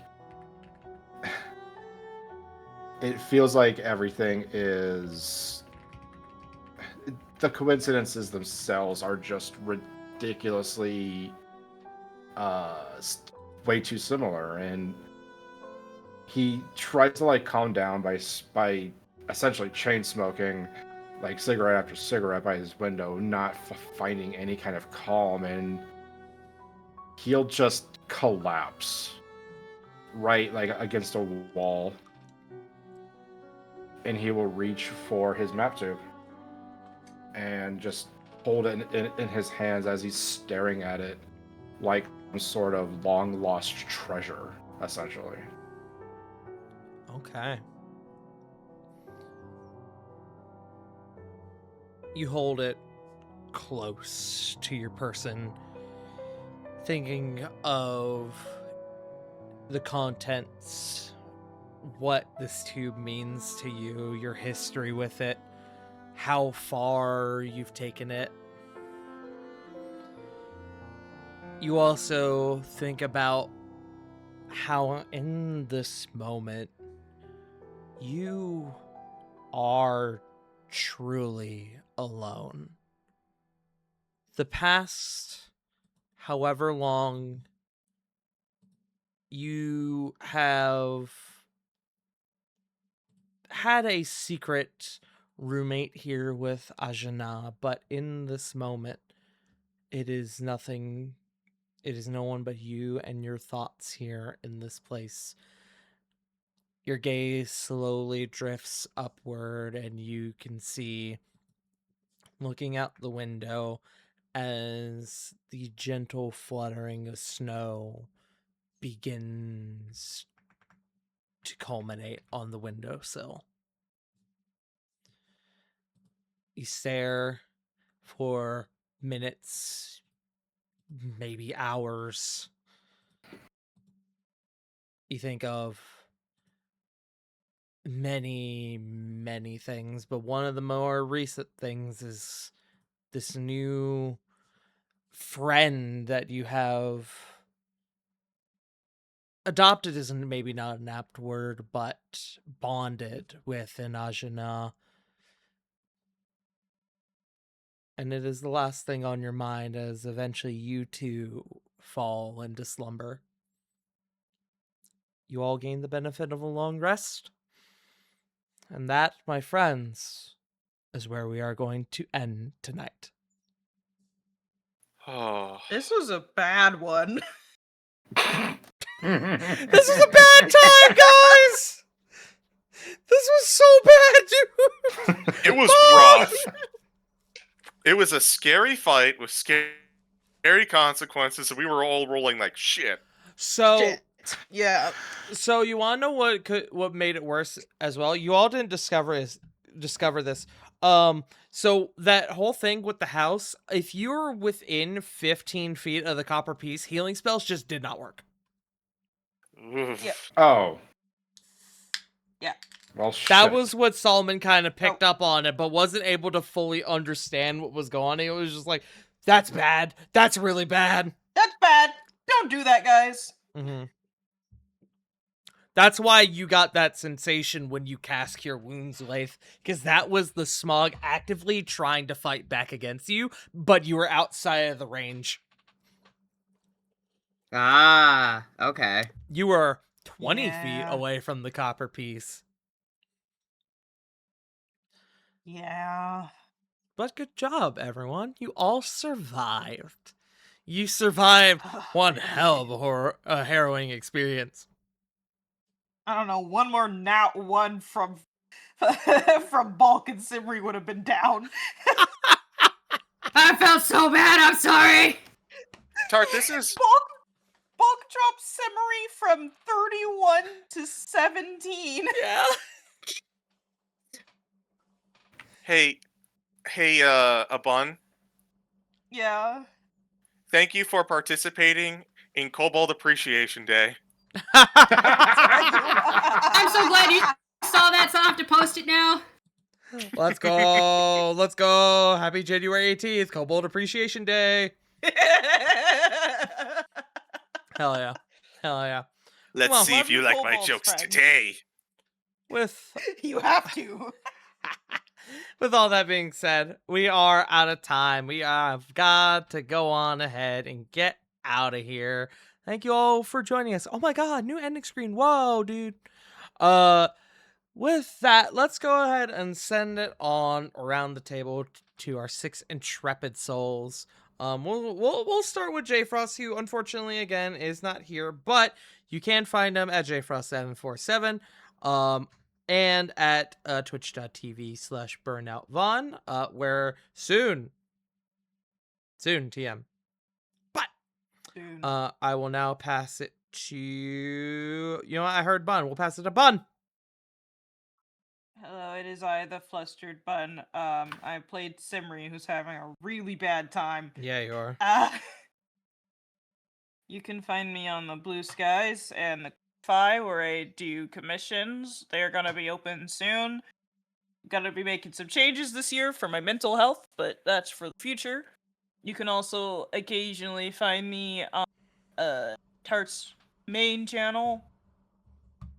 That's for Tart to say though, because I don't know what he's doing this week. And Tuesday, back here once again for where I bring back Satara. There we go. for You death got to there. Zarael. It's okay. We're doing it. We just got there. And hell's it's not terrible. There It could be better, but it's there not are terrible. bees. Hell bees, but that's like all bees all the time. So you know. True. But that's me. I'm gonna hug my kobold friend, CG. Hi, I'm the CG. I'm everyone's support small reptile. Small character. Yeah. I Basically just- everything I do that Bun just covered, but keep an eye out on twitch.tv/BurnoutVaughn for perhaps something special coming from the Saved by the Spell crew pretty soon. That's more or less it. Throw it on over to River. That's me. You can find me over at twitch.tv/WickedRiver97. I'm finally all set up to come back, so at the end of January, I plan to finally make my fucking return. So I'm excited for that. But in the meantime, I'm just shit posting on the internet. Joe. So I finished up Castlevania Nocturne. Honestly speaking, 8 out of 10, mostly just because the action scenes are fucking cool. Like, they're really fucking cool, but the dialogue is a little for my liking. That's because wrong thing, Joe. This other time, other thing. Oh, right. Yeah, Joe, you jumped ahead Guillermo del at Toro's least 2 arcs in Frankenstein. the script, my guy. Oh, Flip back a couple pages, bud. I need you back on page Right. 36, please. I may have eaten the script. I'm just gonna pass it on over to. Are you my dog? Punk. Yes. Hi. But I'm not I'm a injuring our Rottweiler. party members. I am somewhat active, mostly on Instagram currently, trying to get back on Blue Sky. I just got really out of habit of doing anything with social media besides just like perusing idly. But most active on Instagram, Blue Sky, occasionally Red Note, all at Punkyard Dog. You can mostly find me on other people's channels, doing D&D or the occasional Amantha stream. But that's me. Who else? I think it's just me. Yeah, Take it away, it's DM. just the tart that farts. I am to being the tart that farts, guys, gals, and non-binary pals. Hello, thank you for joining us tonight for this episode of Sins of the Blood. My name is Farting Tart. I have been your DM for the evening. You can find me at twitch.tv/fartingtart, where I am a dog cuber. Tomorrow I will be doing Moving Out 2 with my friend Ninja in a Rare Monday stream. And it was announced the other night, but in the very, very, very near future, the next couple weeks, we will be beginning our second year of the You Have Uno tournament, the Vagina Pineapple Invitational. It is very exciting. I am very excited. The theme for this year is Team Grab Bag. What does that mean? You'll have to tune in. It's a good time. But with that being said, thank you all for joining us. The next session, the next stream you will see here on this channel will be Tuesday, where I will also be your DM for our current temporary replacement for Rascals and Ravnica, the Death of Zarael. Or I should say, Death to Zarael, where, oh boy, if you thought tonight was nasty. Next session's Death got of an Zarael actual is content warning coming its way. That's how rough it's gonna be.